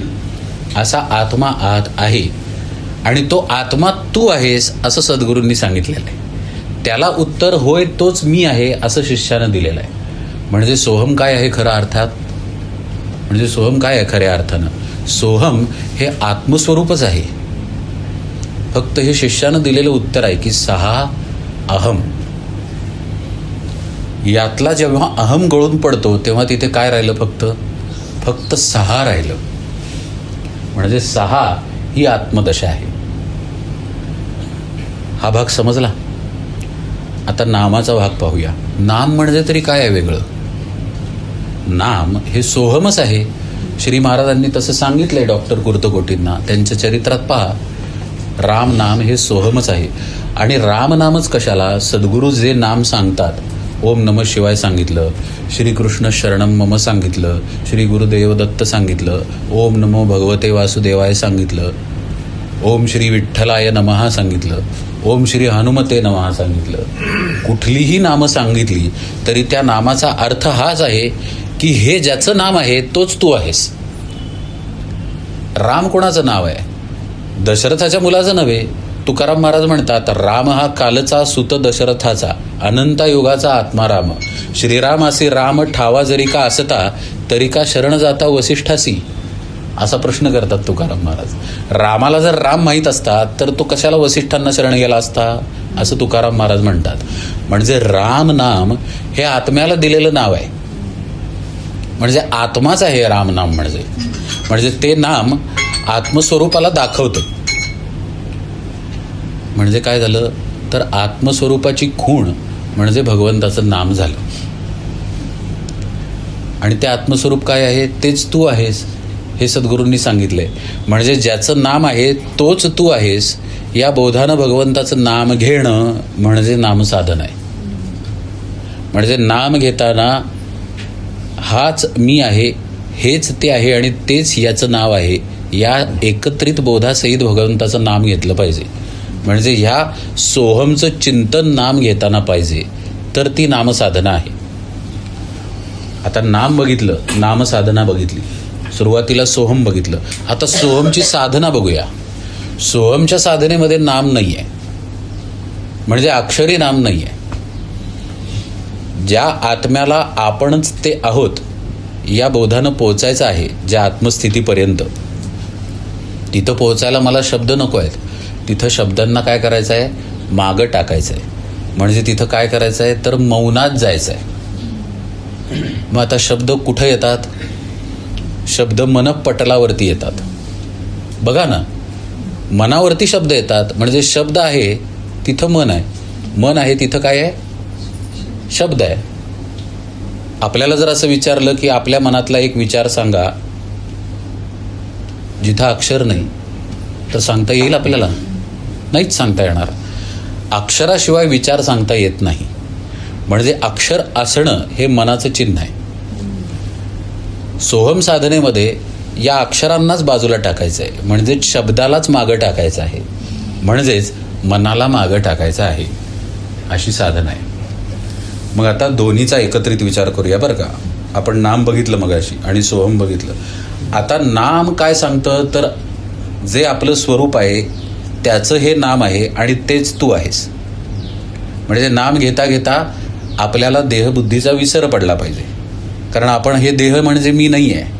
हा देह जर मी नसेन आणि ज्याला नाम दिले तो जर मी असेन तर देहाचा विसर पडून नाम सुरू राहिलं पाहिजे. आलं लक्षात? तर नामसाधनेत एकतानता येईल. दुसरा सोहमचा विषय आपण पाहिला. तिथं जर तोच असेल आणि तोच मीच असेल तर हा मी नाही ना, हा म्हणजे हा देह मी नाही. म्हणजेच देहबुद्धीला बाजूला टाकून, म्हणजेच आपल्या मनाला बाजूला टाकून आपल्या आत्मस्थितीत स्थिर राहता आलं पाहिजे. तिथं स्थिर राहिलं की सोहम साधना झाली. म्हणजे साधनांना वरून जर आपण पाहिलं तर दोन्ही साधना कुठं घेऊन जातात?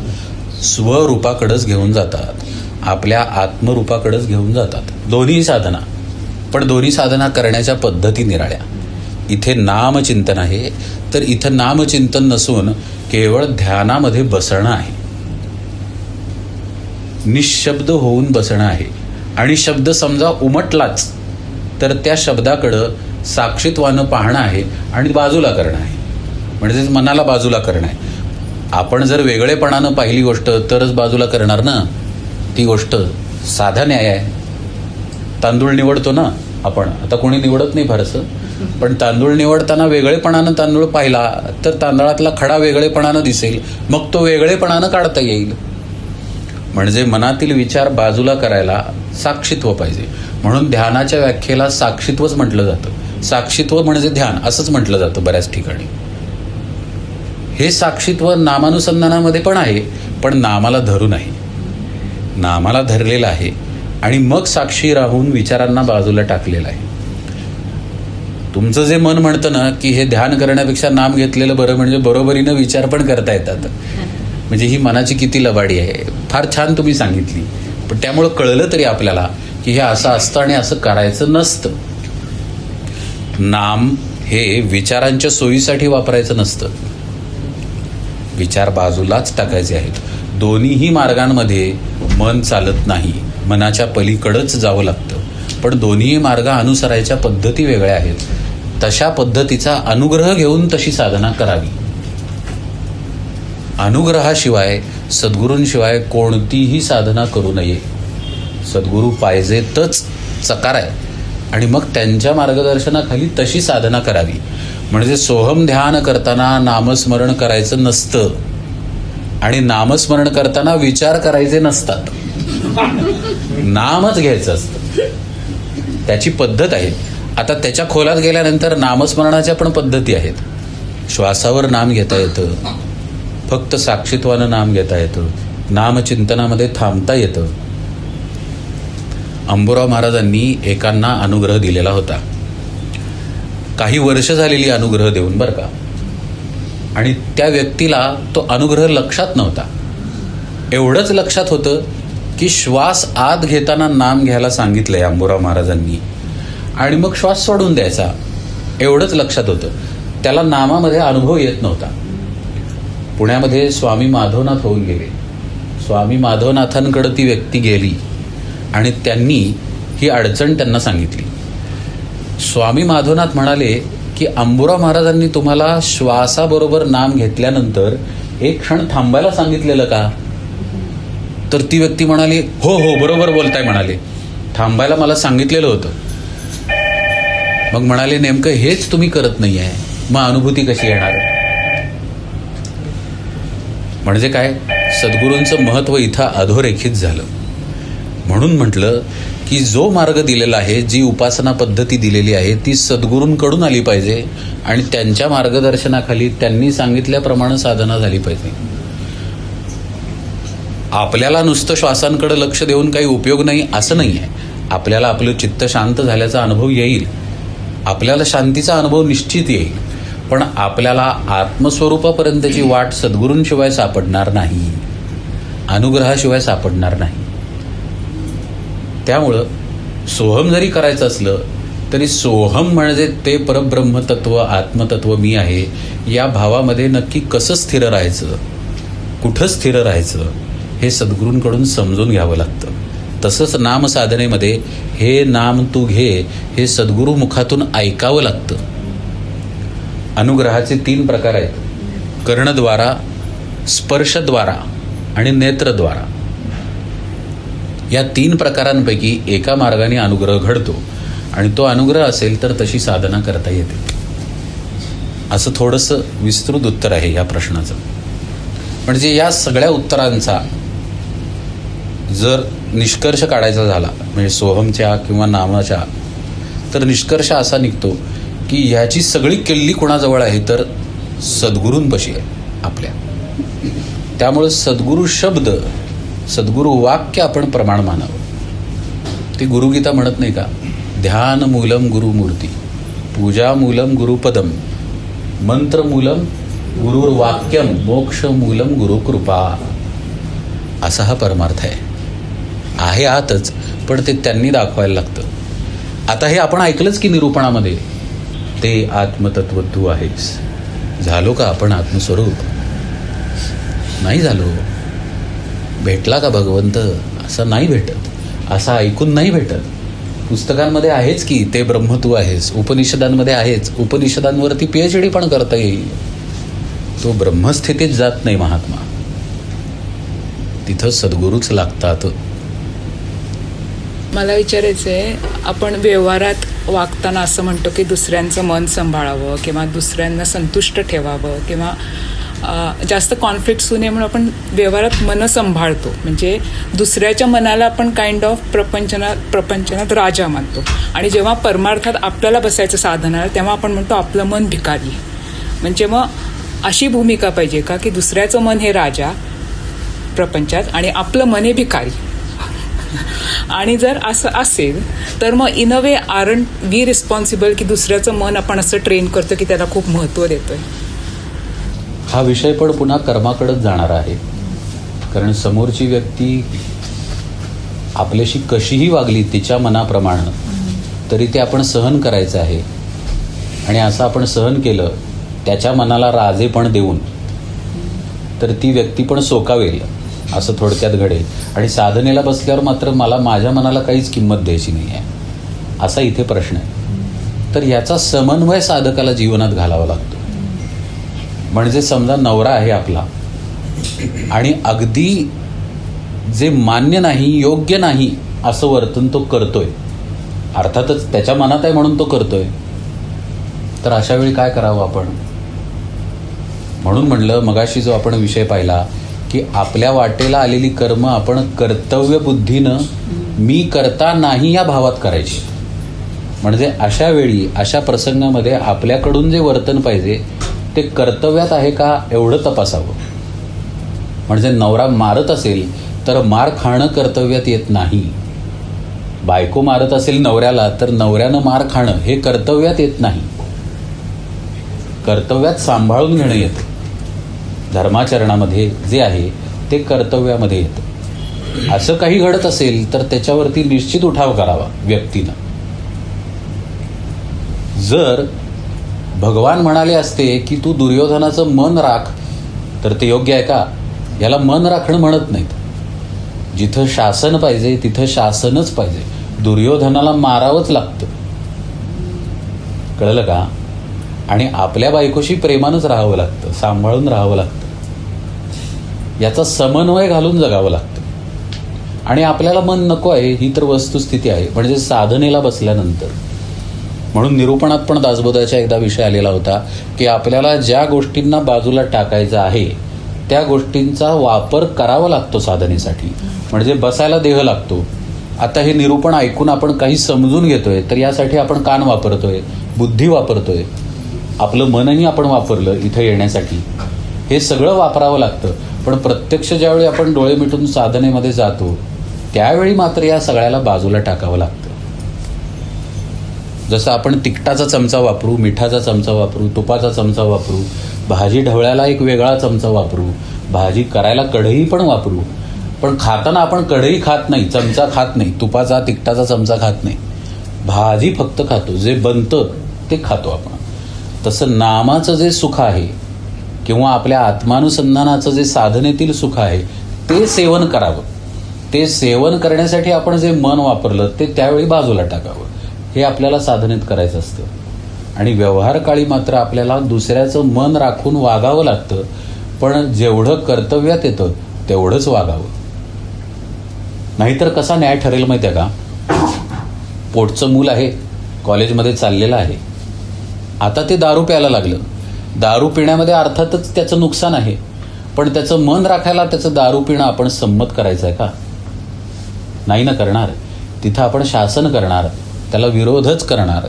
तसा विरोध तिथं करावा लागतो. पण असं पहा, समोरच्या मनाप्रमाणे करणं हे सुद्धा कर्मच आहे. आणि समोरचा जे करतोय त्याला विरोध करणं हे सुद्धा कर्मच आहे. त्यामुळे दोन्ही त्या कर्मांमध्ये पुन्हा आपला कर्तेपणा टाकलाच पाहिजे. म्हणजे समोरच्याला शासन केलं आपण, योग्य ते उत्तर दिलं, तरीही ते उत्तर देणारा मी नाही आहे. मी आज सच्चिदानंद स्वरूप परमात्मा आहे या जाणीवेमध्ये पाहिजे. किंवा योग्य ती ट्रीटमेंट दिली समोरच्याला. त्याच्या मनात आहे ना अमक्या कोर्सला ॲडमिशन घ्यावी, चांगलं आहे त्याच्या मनामध्ये, त्याचं मन राखण्यासाठी आपण ॲडमिशन घेतली. पण ॲडमिशन आपण घेतली नाही. आपण सच्चिदानंद स्वरूप आहे. कर्तव्य कर्म देहाकडनं घडलेलं आहे असा भावाचा अभ्यास पाहिजे. आलं का लक्षात? नाहीतर मग ते गोंजारणं होईल. चुकीच्या गोष्टीला गोंजारू नयेच नाही आणि बरोबर गोष्टीला पण कर्तव्यानंच न्यावं. दोन्हीकडं कर्ताभाव मात्र टाकावा. कर्ताभाव आपण टाकतोय का इकडं जास्त लक्ष पाहिजे. बाकी जे कर्म आवश्यक आहे त्या मार्गानं करावं. कर्ताभाव टाकतोय का इकडं लक्ष असावं. मला असं विचारायचं आहे, आपल्याला आपण जेव्हा बसतो शांततेने नाम घेत किंवा पाठीचा काना आपला ताठ असतो आणि तेव्हा जे काय अनुभवाला यायचं आहे ते इतर वेळेला येऊ शकतं का? म्हणजे आता तुम्ही म्हणलं असं मी योगा करते आणि एखाद्या योगा पोजमध्ये एक अर्धा तास आहे ज्याच्यात मी मेडिटेशनमध्ये गेलेली आहे, तर तेव्हासुद्धा तो मला अनुभव येईल का? पण तेव्हा माझा पाठीचा काना ताठ नाही आहे असं मला विचारायचं आहे. का हे तेव्हाच येतात हे सगळे अनुभव की असं काही नाही. आपल्या देहाच्या कोणत्याही अवस्थेत आपल्याला तो अनुभव येऊ शकतो. पाठीचा कणा ताठ असेलच तरच तो अनुभव येईल असं काही नाही आहे. पण अभ्यासाच्या पद्धतीमध्ये पाठीचा कणा ताठ असावा लागतो. ती अभ्यासाची पद्धत म्हणून आहे. जसं एखादा विद्यार्थी CAचा अभ्यास करतोय तर तो जेव्हा अभ्यास म्हणून अभ्यास करतोय गांभीर्यानं तेव्हा तो त्याच्या अभ्यासाच्या टेबलवर असतो. पहा, तेव्हा त्याचा जो काही टेबल लॅम्प आहे तो टेबल लॅम्प, त्याचं पुस्तक सगळं काही असतं. पण अभ्यासातला विषय त्याच्या चिंतनात नंतर येऊ शकतो ना घरात वावरताना. म्हणजे अभ्यासाचीच अनुभूती तो घेऊ शकतो काम करताना, कॉलेजला जाताना, येताना. पण अभ्यासाला तो बसलेला नाही आहे. तसं साधन काळात आलेली अनुभूती चालता फिरता पण येऊ शकते. येऊ शकते नाही, येतेच. बऱ्याचदा येते. अगदी प्रातर्विधीच्या वेळी पण येते, हेही सांगतो तुम्हाला. त्यामुळे त्या अनुभवाला धरबंद नाही. कारण मुळात आत्म्यालाच धरबंद नाही. तिथे अवस्थाच नाही आत्म्याच्या ठिकाणी. देहाची अवस्था आत्म्याच्या आड येणं शक्य नाही.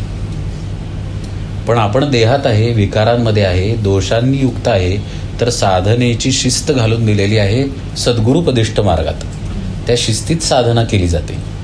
उद्या एखादा तरकट मनुष्य असेल तर असंही म्हणेल मी CAचा अभ्यास करतो पण फुटबॉल खेळता खेळताच अभ्यास करत राहतो. म्हणजे तर्कानं काहीही बोलता येईल. पण तसं नाही ना. अभ्यास करायला आपल्याला स्थैर्य लागतं, शांतता लागते, एक ठिकाण लागतं, एक ॲम्बियन्स लागतो ना. तसं साधनेच्या बाबतीत आहे. नाहीतर नामचिंतनाच्या आड काहीच येत नाही. तो मी आहे, मी ब्रह्म आहे आणि मी ईश्वर अंश, हे कुठल्या ह्याच्यात रेफरन्समध्ये म्हणू शकतो? जर मी ब्रह्म आहे तर ईश्वर अंश कधी? एकाच वेळी कसं असं म्हणतो? हां हां. मी ब्रह्म आहे ही तथ्यता झाली आणि मी जीव आहे हा आत्ताचा आपला अनुभव झाला. या दोन्ही अनुभवात एकाच वेळी साधक असतच नाही. म्हणजे हा प्रश्नच उद्भवत नाही तुम्ही जो विचारलाय तो. एक तर हे आहे नाहीतर ते आहे. म्हणजे एकतर स्त्री कुमारिका आहे नाहीतर ती गर्भवती आहे.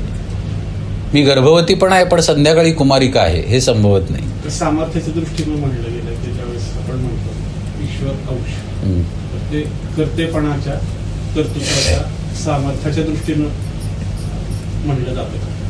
नाही, सामर्थ्याच्या दृष्टीनं म्हटलं जातं म्हणण्यापेक्षा ती तथ्यता आहे की आपण ईश्वराचे अंश आहोत.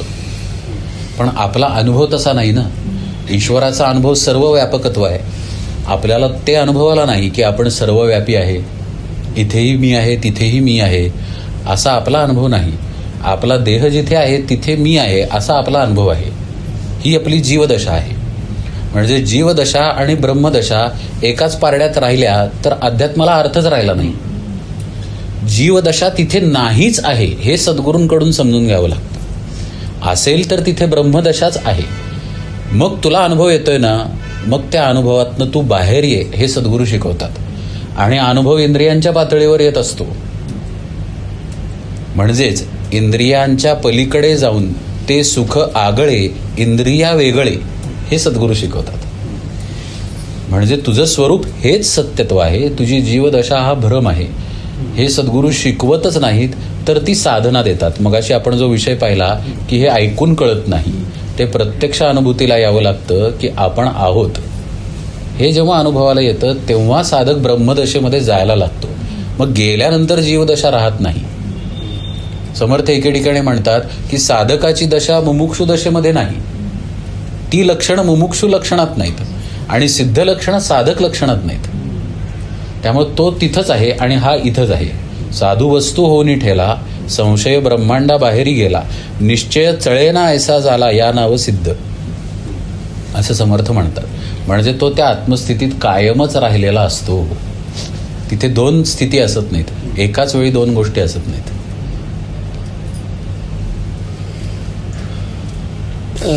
गुरुकृपा जी मगाशी तुम्ही सांगितली की गुरुकृपेला फार महत्त्व आहे आणि गुरुकृपेवरती साधनेची पातळी ठरते. जसं विश्वास, श्रद्धा, निष्ठा, प्रेम तुम्ही सांगितलं.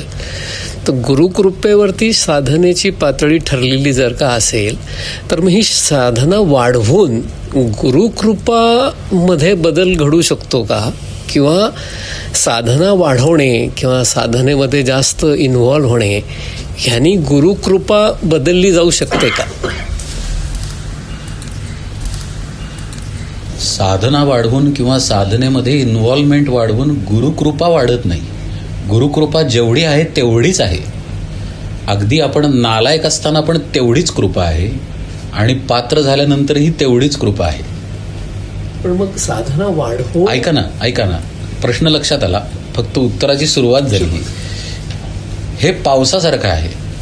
पाऊस पडतोय, दोन जमिनी आहेत, एकानं जमीन कसली तर एकाचं पीक येणार आहे. ज्यानं जमीन कसली नाही त्याचं पीक येणार का? तर नाही येणार. पाऊस मात्र आहे तेवढाच आहे. म्हणजेच साधनेची जेवढी तीव्रता, जेवढी साधनेमध्ये इन्व्हॉल्वमेंट, तेवढं आत्मदर्शनाकडे लवकरात लवकर जाणं हेच घडतं. कृपा ही कुठली वस्तू नाही आहे, स्थूल वस्तू नाही आहे की ती जास्त मिळेल. म्हणजे एक मोठं पोतं आहे वरती, त्याला छोटं भोग पाडलं तर थोडं धान्य येते, मोठं भोग पाडलं तर भरपूर धान्य खाली येते. अशी भरपूर कृपा येत नाही. कृपा आहे तेवढीच आहे. ती करतानाच त्यांनी पूर्ण केलेली असते, संपूर्ण केलेली असते, पूर्ण ओतलेली असते.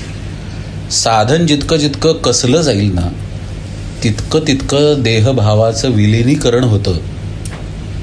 एक लक्षात घ्या, हे दिलं जाणारं उत्तर आणि विचारला जाणारा प्रश्न हे सगळंच मायेत येतंय. ह्यात काहीच खरं नाही आहे. ना कुणाला कमीपणा आहे ना कुणाला मोठेपणा आहे. बसण्याच्या आसनात फरक असले तरी सगळं खोटं आहे.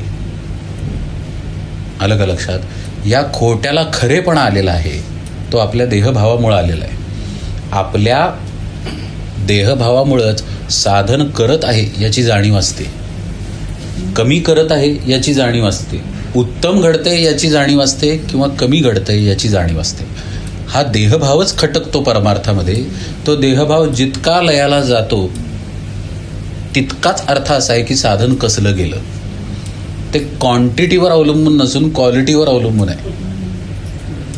काळावर अवलंबून नसून काळाच्या पलीकडे आपण कधी किती गेलो याच्यावर ते अवलंबून आहे. म्हणजे ते घडत गेलं की आपोआप तेवढी कृपा आहेच तिथे, ती त्याचा परिणाम करते, ती त्याचं कार्य करतेच करते.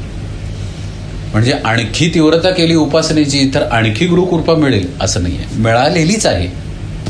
फक्त तीव्रता केली की परिणाम दिसायला लागतो साधनेचा. आलं का लक्षात? हा फरक वाटतो काही जणांना की अमक्यावरती कमी कृपा आहे, तुझ्यावरती जास्त कृपा आहे, इतरांपेक्षा जास्त प्रेम तुझ्यावरती आहे, असं एखादा शिष्य दुसऱ्या शिष्याला म्हणतो. तसं नसतं परमार्थामध्ये. असा जर भेदभावाचा आरोप आपण सद्गुरूंवरती केला तर सद्गुरू तत्वाला ते लागू नाही पडणार. ते समत्वान आहेत ना. तुमच्यावर कमी आणि ह्याच्यावर जास्त प्रेम असतं तर ते महाराज नाहीत. महाराज असे आहेत की सगळ्यांवर समप्रमाणात प्रेम आहे, सगळ्यांवरती प्रेम आहे आणि तेवढंच प्रेम आहे. जेवढं प्रेम ब्रह्मानंद महाराजांवरती आहे तेवढंच आपल्यावरती आहे. साधनेची तीव्रता आपली वेळ कमी करते स्वरूप प्राप्तीची. जन्मोजन्म घालवायचे आहेत का येण्याची काळी मुक्त व्हायचं आहे हे आपण ठरवायचं. नाहीतर अटेम्प्टवर अटेम्प्ट शिष्य एखादा विद्यार्थी देत राहीलच की अभ्यास किती जास्त करायचा आणि मला परीक्षेतनं सुटायचं आहे हे जास्त त्यानं पाहायचं, असा विषय आहे तो. हा प्रश्न योग्य आहे का नाही मला माहीत नाही की नाम मंत्र आणि नाम जप यामध्ये फरक आहे का दोन्ही एकच आहे?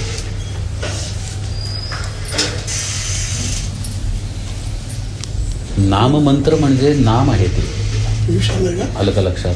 आणि त्याचा जप म्हणजे त्याची केलेली पुनरावृत्ती आहे, आलं लक्षात? आणि नाम मंत्राचा खरा अर्थ होतो मननात त्रायती इति मंत्र.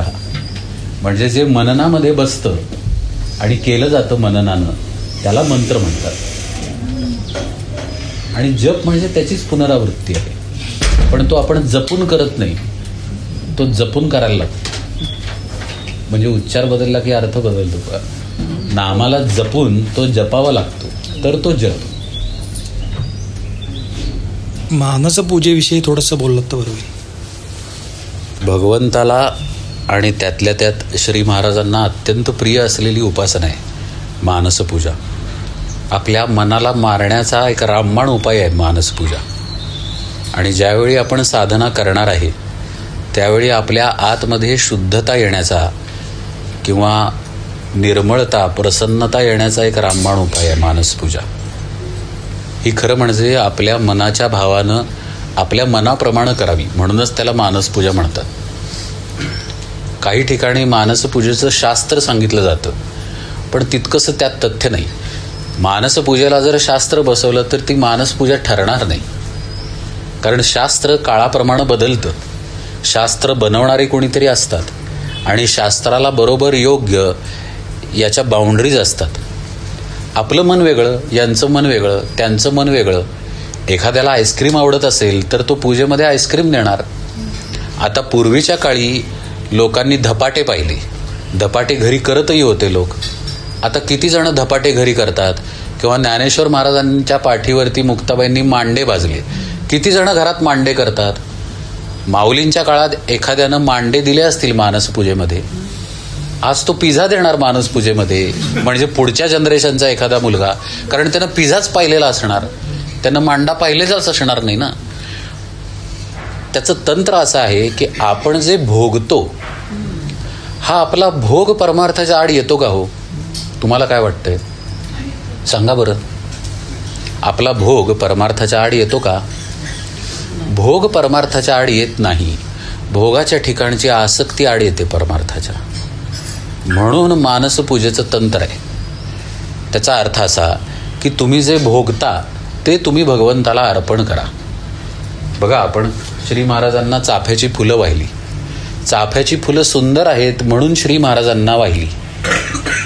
ब्रह्म कचऱ्यात पण आहे, विष्ठेत पण आहे म्हणून विष्ठा वाहत नाही आपण श्री महाराजांना. का बरं नाही वाहत? कारण विष्ठा आपल्यासाठी मंगलमय नाही. आपल्याला जे मंगलमय आहे ते आपण श्री महाराजांना वाहिलं. तुम्हाला एक गंमत सांगतो बरं का, गोष्ट आहे पण खरी घडलेली गोष्ट आहे. माधवा महाराज म्हणून एक फार मोठे अवलिया सत्पुरुष होऊन गेले. तासगावच्या बाजूला असायचे आणि मेहर बाबांची समाधी आहे मेहराबादला.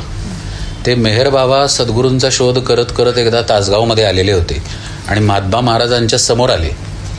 माधवा महाराज पूर्ण होते. मेहर बाबा सुद्धा ईश्वरी अवतार होते, म्हणजे सामान्य नव्हते ते. म्हणजे त्यांच्या तरुणपणीच त्यांना ब्रह्मदशेचे अनुभव आलेले होते, समाधी स्थितीचे वगैरे अनुभव आलेले होते. माधवा महाराज गटारीच्या बाजूला बसलेले आणि मेहर बाबा समोरून आल्यानंतर मेहर बाबांकडे बघून म्हणाले, थकलायस, जरा पाणी पी, असं म्हणून त्यांनी गटाराकडे हात केला. तर त्यांना किळस वाटली गटाराचं पाणी प्यायचं. त्यांना किळस वाटली, हे माधवा महाराजांच्या लक्षात आलं आणि म्हणाले, कच्चा आहेस, जा, असं म्हणाले. म्हणजे ब्रह्माला सीमा नाही आहे, पण मानसपूजेमध्ये आपल्याला जे मंगलमय वाटतं ते आपण भगवंताला अर्पण करतो. हे का करायचं? आपली आसक्ती जावी म्हणून करायचं. तिथे तिथे आपलं मन रमतं, तर तिथे तिथे जे आहे रमलेलं ते महाराजांना अर्पण करायचं. म्हणजे त्या त्या विषयांच्या बाबतीत त्या त्या कर्मांमध्ये आपल्याला महाराजांची आठवण येईल. फुलाला पाहून महाराज आठवत नव्हते. आता ती फुलं मला आवडणारी अमुक अमुक काय परदेशी जात असेल नाहीतर स्वदेशी असेल, ती फुलं मानसपूजेत महाराजांना व्हायला लागलो आपण, की ती फुलं आपण बघितली की महाराजांची आठवण येते. मला पुरणपोळी खूप आवडते, म्हणजे नुसतं आठवलं पुरणपोळीला तरी तोंडात पाणी येतं. अशी आपली दशा मानसपूजा किंवा सद्गुरू मिळायच्या आधीची बरं का. पण सद्गुरू मिळाल्यानंतर महाराजांना आपण प्रेमानं पुरणपोळी भरवतोय, नुसतं दाखवत नाही आहे, आपण भरवतोय. मग ते खातायत, मग एक घोट पाणी पितायत, परत भरवतोय त्यांना, असं सगळं चालू आहे. तर आता पुढच्या वेळी पुरणपोळीला पाहिल्यानंतर महाराजांची आठवण येईल का तोंडाला पाणी येईल? तोंडाला पाणी येईल कदाचित, पण आधी महाराजांची आठवण येईल की ही महाराजांना आपण देतो पुरणपोळी. हे जसं साधकाचं व्हायला लागतं तसं काय होणार, साहजिकच त्याची अंतर्मुखता वाढत जाणार. आलं का लक्षात? म्हणून मानसपूजेचं प्रयोजन आहे. आता ह्या मानसपूजेमध्ये काही प्रकार आहेत. एक मानसपूजा साधना म्हणूनच केली जाते, म्हणजे 1.5, 2, 3, 4 तास पण मानसपूजा चालू शकते साधना म्हणून. कारण तो रमलाच आहे ना. महाराजांचं स्नानच इतका वेळ चालू आहे. अत्तरं लावली जात आहेत, उठणं लावलं जात आहे, परत चंदन लावलं जाते, परत गरम पाणी, मग परत कोमट पाणी, मग परत तेल, परत अत्तर, चालली आहे पूजा महाराजांची. 1 तास जर त्यांचं स्नान चाललं तर त्यात रमलेला आहे साधक. हा पण एक प्रकार आहे मानसपूजेचा. दुसरा मानसपूजेचा प्रकार म्हणजे माऊली जे सांगतात, ध्यानाला बसायच्या आधी तुम्ही सद्गुरूंना आठवा. तेथ स्मरतेनी आदरे सबाह्य सात्विके भरे, जव कठीणपण विरे अहम भावाचे. म्हणजे नुसतं हातपाय तोंड धुतले, आता ध्यानाला बसायची किंवा नामस्मरणाला बसायची वेळ झाली म्हणून पटकन बसला बुवा नामस्मरणाला, असं न करता जरा पवित्र व्हा. शुचिरभूत होऊन शांत ठिकाणी स्वच्छ कपडे घालून स्वच्छ आसनावरती महाराजांच्या समोर, म्हणजे त्यांच्या तसबिरी समोर बसा. बसल्यानंतर डोळे मिटा, मग त्यांना आठवा. मग छोटीशीच पूजा त्यांची, पाय आठवून त्यांचे पाय धुतले, पुसले आणि एखाद्या गंधानं स्वस्तिक काढलं किंवा नुसतं गंध लावलं, एवढीच पूजा. एखादं फूल वाहिलं, पायावरती डोकं ठेवलं, एवढी जरी 1-1.5 मिनिटाची पूजा केली महाराजांची, तरी सुद्धा आपल्या चित्ताला मनाला जे स्पर्श होऊन आपण बसलेलो असतो ते स्पर्श थोडे का होईना सैल होतात. जवळ कठीणपण विरे असं म्हणतात माऊली. आपण म्हणजे कोण? सुंदर, रूपवान, शिक्षण किती छान, कमाई किती छान, माझं घर किती छान केलं, मुलं किती छान शिकली, मी असा मी तसा, माझं कुळ, माझं गोत्र, माझी जात, माझं आडनाव, नाना प्रकारचे लेप आहेत आपल्यावरती. हे सगळे लेप थोडेसे बाजूला होतात, जात नाहीत एकदम. काळजी करू नका, लगेच आपण निवृत्तीनाथ महाराज नाही होणार. एकदम जात नाहीत, पण थोडेसे ढिले पडतात. माझं खूप चुकतंय, मी असं करायला नाही पाहिजे, माझं असं का होतंय, माझं असं व्हायला नाही पाहिजे, मला कळतंय तरी माझं असं होतंय, हे सगळं आपल्याला आपल्या अभिमानामुळेच वाटत असतं.